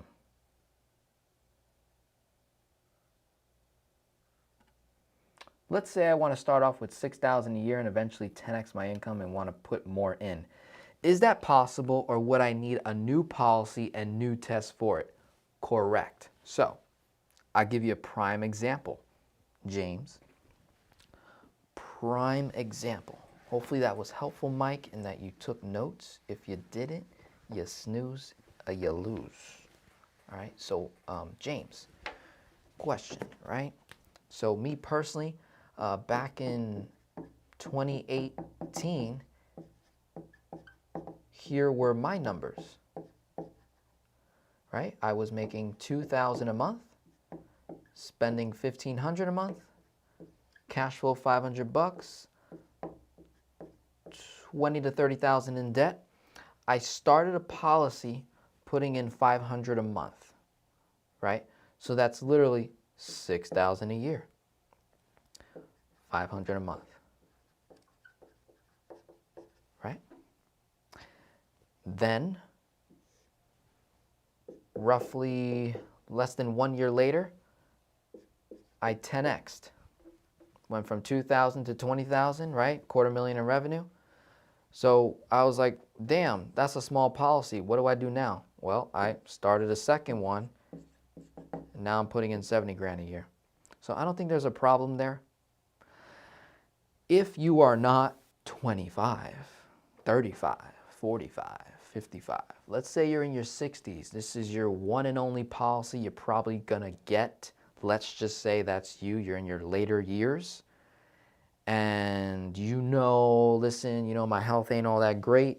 What you could do is create extra space, and that goes back to the split designs, right? So instead of a 90-10 split, what if you did an 80-20 or a 75-25? You create more space to add more money into your policy as you increase your income. That is an option.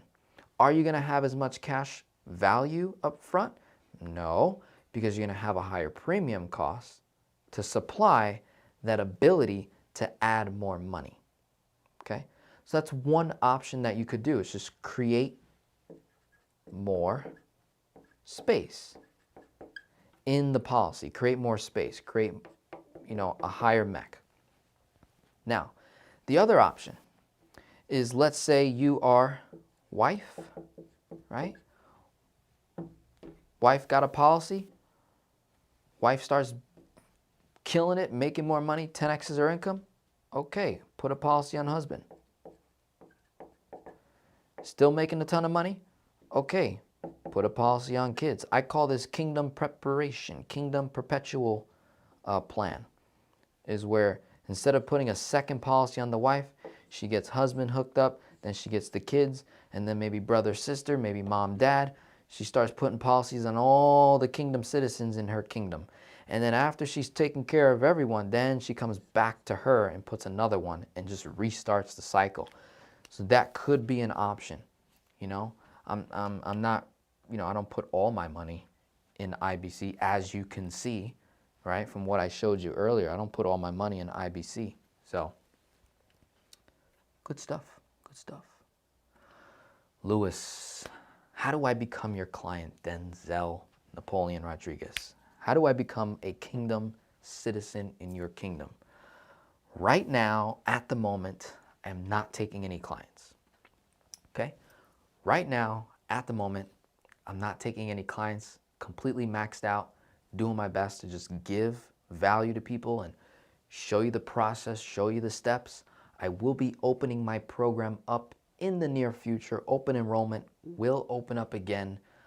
Had a huge amount of clients come in towards the end of 2020. So right now I am managing and maintaining the momentum. And what I don't want to do is grow too fast and then not be able to manage and give that customer service to my clients. I'm trying to make sure my clients are getting really, really good results. I'm weeding out all the people that are not serious to the people that are serious, right? Kind of weeding people out little by little. I will most likely open my program up in March of this year. Okay, so I do need some time to take care of the kingdom citizens that I already have. The only way a king can show his glory is by the way his kingdom citizens live. Okay, and that goes for a king or a queen.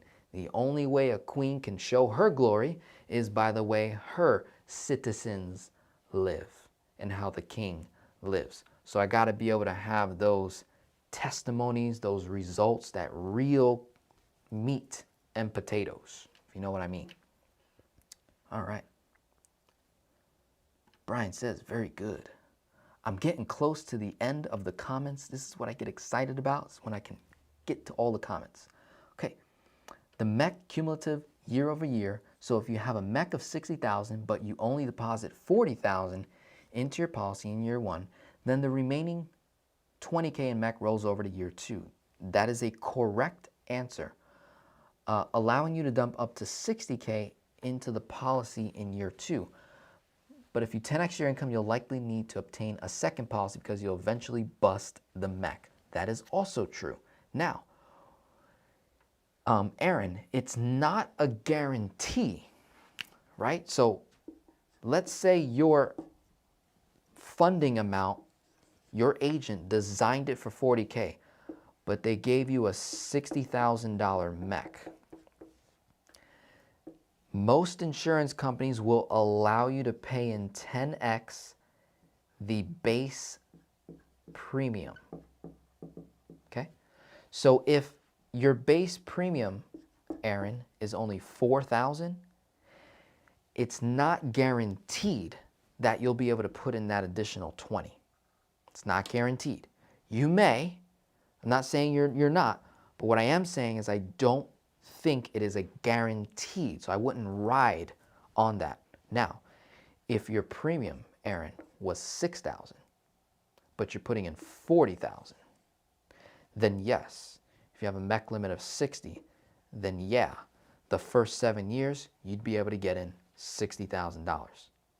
After 7 years, because your MEC limit goes down every 7 years, you may not be able to put in 60,000 after the 7th year in most cases. That number will drop back down to maybe the 40K number. Remember, your MEC limit, in comparison to what you're funding, there needs to be space. So in my policy, 70 grand, my MEC limit was 81,000. I got 11,000 in space. Can I add in another 11,000? Possibly. Not guaranteed. May require medical and underwriting. We don't know. Okay, especially after the 7th year, there might be some issues there. Okay, so we don't want to abuse our MEC. You want to definitely maximize it. You don't want to abuse it. I like to overinflate my MEC. I like to have, without a shadow of a doubt, that I am not going to bust my MEC. I'm not going to have an issue. I don't want that issue. I want to be able to, you know, have a good night's rest. Okay? I've watched you grow over the last 18 months. You're a great help. Thank you, sir. Appreciate the support. Alternatively, you can overinflate your MEC when you start the policy, but anticipating the amount you expect to earn eventually once you 10x. Just remember that in order to make the policy perform efficiently, you should stay at as close to the MEC as possible. Okay. Now, here's another good thing to know about insurance, is that you will only get approved based on your age, health, and finances. So, if you're like Denzel, I want to put in 40,000 a year, but you only make 70,000 a year, I promise you're probably not going to get approved for 40K. Right? Because the insurance companies be like, how the hell can Mr. Joe pay 40,000 a year if they only make 70K gross? That means they're netting less than 70K. If they make 70K gross, and they're trying to put 40K into a what? That don't make no sense. So a good ratio is take your gross annual income, your annual gross household income, times it by 25%, and that's about how much you can fund a policy max per year for as many years as you want, essentially. So that's like a good measuring stick. Can you go a little bit above 25%? Yes. Yes, I did. When I got my second policy, I went a little bit higher. Okay. Kevin from Canada here. I've been using IBC and Velocity Banking for 3 years now, and it's the best practice for everyone to follow. Love it. And he's in Canada. Nice. Nice, nice, nice. So coming back to Steve, I wanted to pay less overall. I took $10,000 from HELOC to reduce my debt in HELOC. What? Stevie, you're confusing me. I put the amount of $10,000 to the credit card. Steve, answer me this question. 3.5% simple interest to 2.9 simple interest. Does that make sense? I don't know. But from a surface level, I don't think that makes sense. Is there other debts that we could wipe out here? I mean, so you're still confusing me, buddy. You didn't give me your 4 major numbers yet. What's going on? So I gotta skip you. I would borrow from high interest credit card to fund policy, to take a loan from the policy, to pay back the credit card, then use tax return to pay off policy loan. Great way to start IBC. Kevin's going deep on us. Kevin's going deep on us. I'm not that smart. Kevin's pretty smart. So he's going deep on that.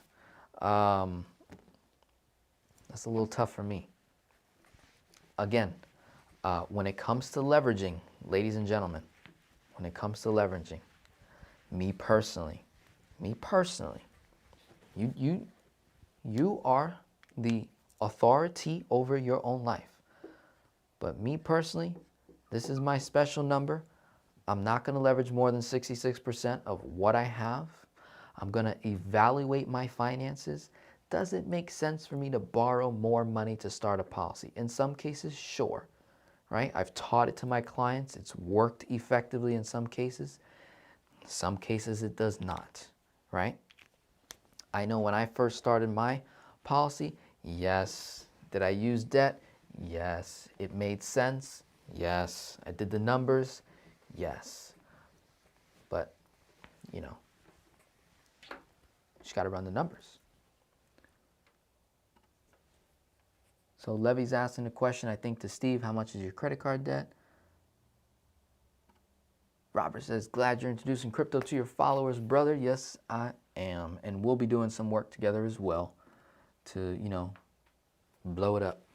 I love to learn and figure out new ideas or processes. Yep. Very informative as usual. Thank you. Aaron says 2 hours in, ready for 2 more. Ready for 2 more. R.I.P. Dr. Miles Monroe's the GOAT. James says 32 years old. Wonderful. Awesome info. Greatly educated. Awesome. Let's see. Income 78, expenses 35, debt 800,000, cash flow 4,300 bucks. Wonderful. See, if you do that, give me the 4 major numbers, and then you give me a question along with it. I don't know. Then I can do something. What if you're retired at 66 years old? Well, Maritza, this is for you. I'm going to go kingdom on you now. I'm sorry, Maritza. I got to do it to you. Maritza, this is for you. Okay? Retirement. Maritza, I'd like you to answer me this question. Are you a kingdom citizen? Yes or no? If you don't know the answer to that question, that's okay. It's probably a no. If you are a kingdom citizen, I want you to look in the Bible for this word and let me know if you find that word. Let me know if you find a Hebrew translation word for retirement. Let me know if you find that. I just want to leave you with that. That's about the only kingdom stuff I'm going to give you. And I want you to think on it. I want you to ponder on it. For all my mothers out there and fathers that are approaching whatever the hell that means, retirement, because I don't know what that means, right? It's a weird word to me. And according to my Creator, I have never heard my Creator mention this word in the Constitution. In the Constitution, I have not seen documentation, success, fulfillment, purpose-driven. I have not seen anything good come out of this word. Personally, from all of the case studies that I read in the Bible, I don't know. I think we should be rethinking, right? 2020 had us rethinking a lot, and going into 2021, we have to really start training our brains. Wait a minute. What does retirement actually mean? What am I retiring from? Am I retiring from my purpose in life? Am I retiring from giving? Am I retiring from helping people?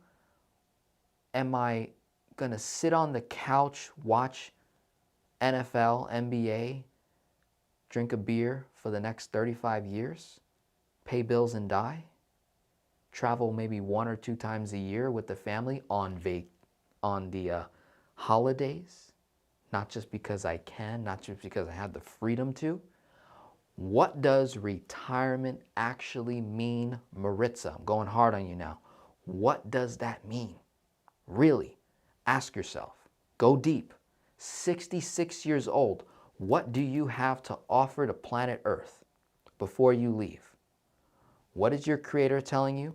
What's logic telling you? What is your spirit telling you? What are people telling you around you? Right? Does retirement mean stop? Or does retirement mean pivot? Pivot. You left the 9 to 5. You're no longer working for the man. You're no longer working for someone. You no longer have a boss. You are now the boss. You are now the CEO of your life. What are you going to do with the last quarter of your life? You're now in the 4th quarter. What are you going to do? Okay? This is kingdom stuff. What are you going to do? How do I become your customer? I need your help. You're going to have to be patient with me for right now. What I will be doing, like I normally do, live streams like this. I got one coming up on February 4th. Tune into that. And tomorrow, I'm going to be speaking at an event, and I shared it in the private Facebook group. So if you're in the Velocity Banking private community, you'll see that post. Check it out. Also, if you have an iPhone, okay, I'm going to be having a event on Clubhouse. Get your, you know what, to Clubhouse for the 130 plus people that were in the room. I know a good portion of you got iPhones. Okay? So download Clubhouse, and I'm going to show you the app so you guys can see it right here. Clubhouse, that's what it looks like. I'm going to be talking on this app, going deep, intimate. Okay? Look at the lineup. Personal Financial Management Strategy, 7:30 tomorrow, 7:30 p.m. Eastern Time. Be there or be square. Okay? Got myself, Brittany Green, Personal Credit, Sebastian Boyer, Business Credit. Got Mark Jackson, who's a pastor. Got Alex Albaran, who is a marketing, sales, branding specialist. Even an expert. I'd call him an expert at this point. He's doing really good stuff. He's helped me make a ton of money. Steve Parisi, IBC Global, Infinite Banking, life insurance questions, right? Dr. Eddie Connor is another individual in the, pastor space. He's an activist. He's a speaker. He's an author. He's a preacher. Powerful dude. I really like his work on relationship building. He's very powerful when it comes to that. And I also will be having Alexa Carlin, founder and owner of Women in Power X. She helps mostly women start businesses, create an impact and income. Okay? Powerful, powerful lineup of individuals. You're going to want to be there. You're going to want to be there. To those who are interested in becoming Denzel Connor's Vast Being Manifesto is second to none. Still going through videos as best that I can, but it is organized and informative. Thank you, Aaron, for promoting and giving your testimony so far in the manifesto. That tells me that the content is relevant and that it's good. Again, I will be opening that up a little bit later in about a month, towards probably like the first day of March. I will let you know.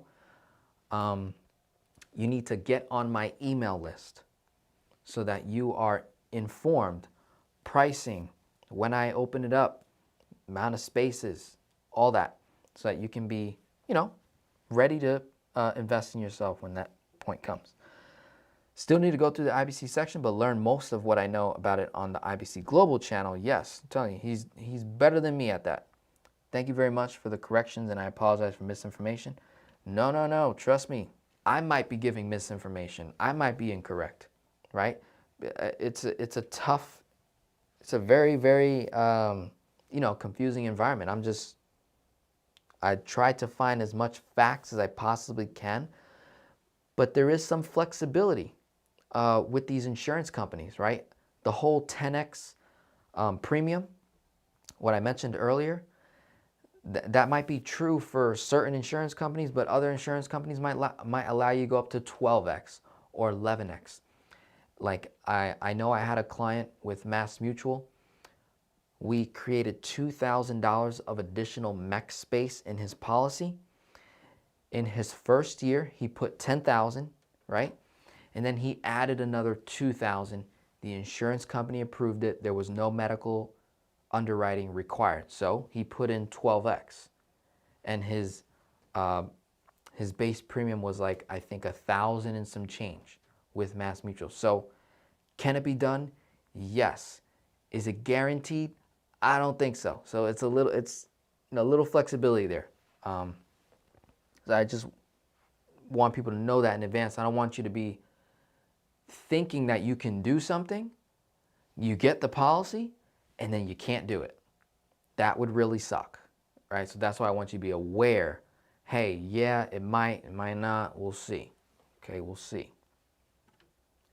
Caught this session late. Hope this video will remain available once this has ended. This video will be available for my Kingdom citizens and clients. I will take the video down so I can edit it, clean it up, make it clean, and put it back out there into the environment. But in the meantime, it will be available for my manifesto clients and everybody that's in the kingdom. You will be able to rewatch it. Why not 67%? It's just a rule. It's just a rule. That's it. It's something that I picked up a while ago, and I said, shoot, not so bad. Now, do I go above 66%? Yes. The most I will go is 80. That's how I violate my rule. If I'm going to violate my rule, it's because I'm getting a significant return on cash, a significant cash flow gain by paying something off, or an extremely large amount of interest savings, or all three. Okay? That's when I violate my own rule. Thank you. Loving all your content. Signed up in December. Yep. Just said I'm not leaving until we're done. I'm interested in learning more as well. Awesome. Loving all your content. Your transparency on your videos is really a gift. Thank you. Signed up. Awesome. She says, got an Android. I'm sorry. You got to step your game up and switch to iPhone. I'm sorry. That's the only way to get on Clubhouse. That's the only way. Can you share your screen in the Kingdom login? Sure. Sure. Nelson says, new to the chat, but saw a couple of your videos and I'm hooked. Great stuff. Awesome. Clubhouse is reserved and I've been waiting for a few days, waiting for their text to tell me my account is ready. Awesome. Yeah, it's not only is it exclusive to iPhones, but it's also invite only. You have to get accepted in by someone who's already on Clubhouse. And I've been trying to get as many people as I can onto the app. But you only get a certain amount of invites, so it's like kind of sucks. So now we're gonna go here.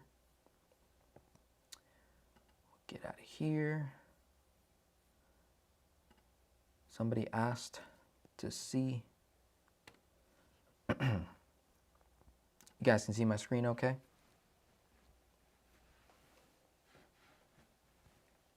So Candy, you were asking to show the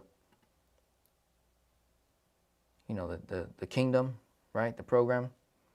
So this is the manifesto. We got 1,161 members. Here is what the program looks like. So giving you a little insight of what to expect when you do become a kingdom citizen in my kingdom. Here's how it looks like. There are now 20 sections. There used to be 17. Now there's 20 sections in the Velocity Banking Manifesto. Okay. It starts very beginner, but then it goes, obviously way more in depth, especially when you go to page 2. This is where we go into infinite banking and, I start breaking down designs and I start talking about 10X and kingdom building. And this is really cool, kingdom training with kingdom citizens. I literally will, take callers and literally their names, boom, right here. And this is good stuff. And it's private, so only clients will, see who's talking and numbers and all that good stuff. So hopefully that helps. Let me stop sharing the camera, go back to this, back to the board.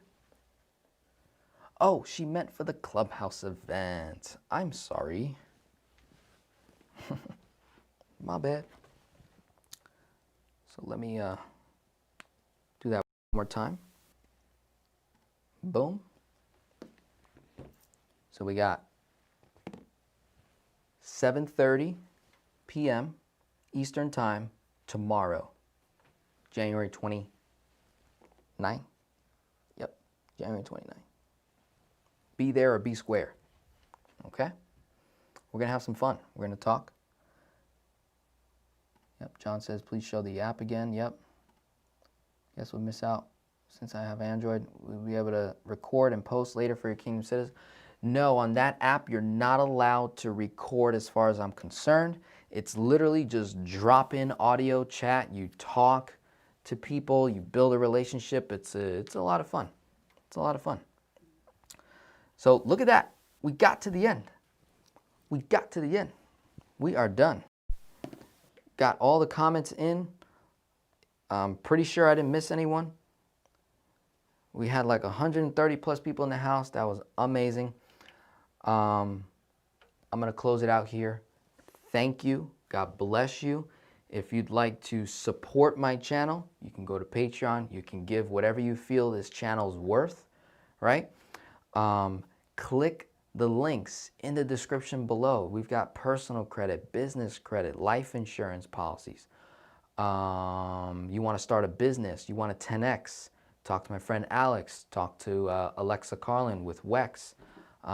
Women empowerment, if you're a mom, single mom, divorced mom, widowed, just moms in general, you're my target market. I work best with moms. That's my mission, that's been my vision, helping moms restore their kingdom authority in this world, bringing impact, living in abundance, mastering your personal finances so that you can be an effective kingdom citizen, not only in your own household, but in other people's lives as well, okay? And that is it. We're going to close it out here. Like I said, tomorrow, 7:30 p.m., Clubhouse.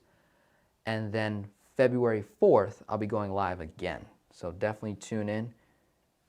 Enjoy. God bless. Talk to you soon.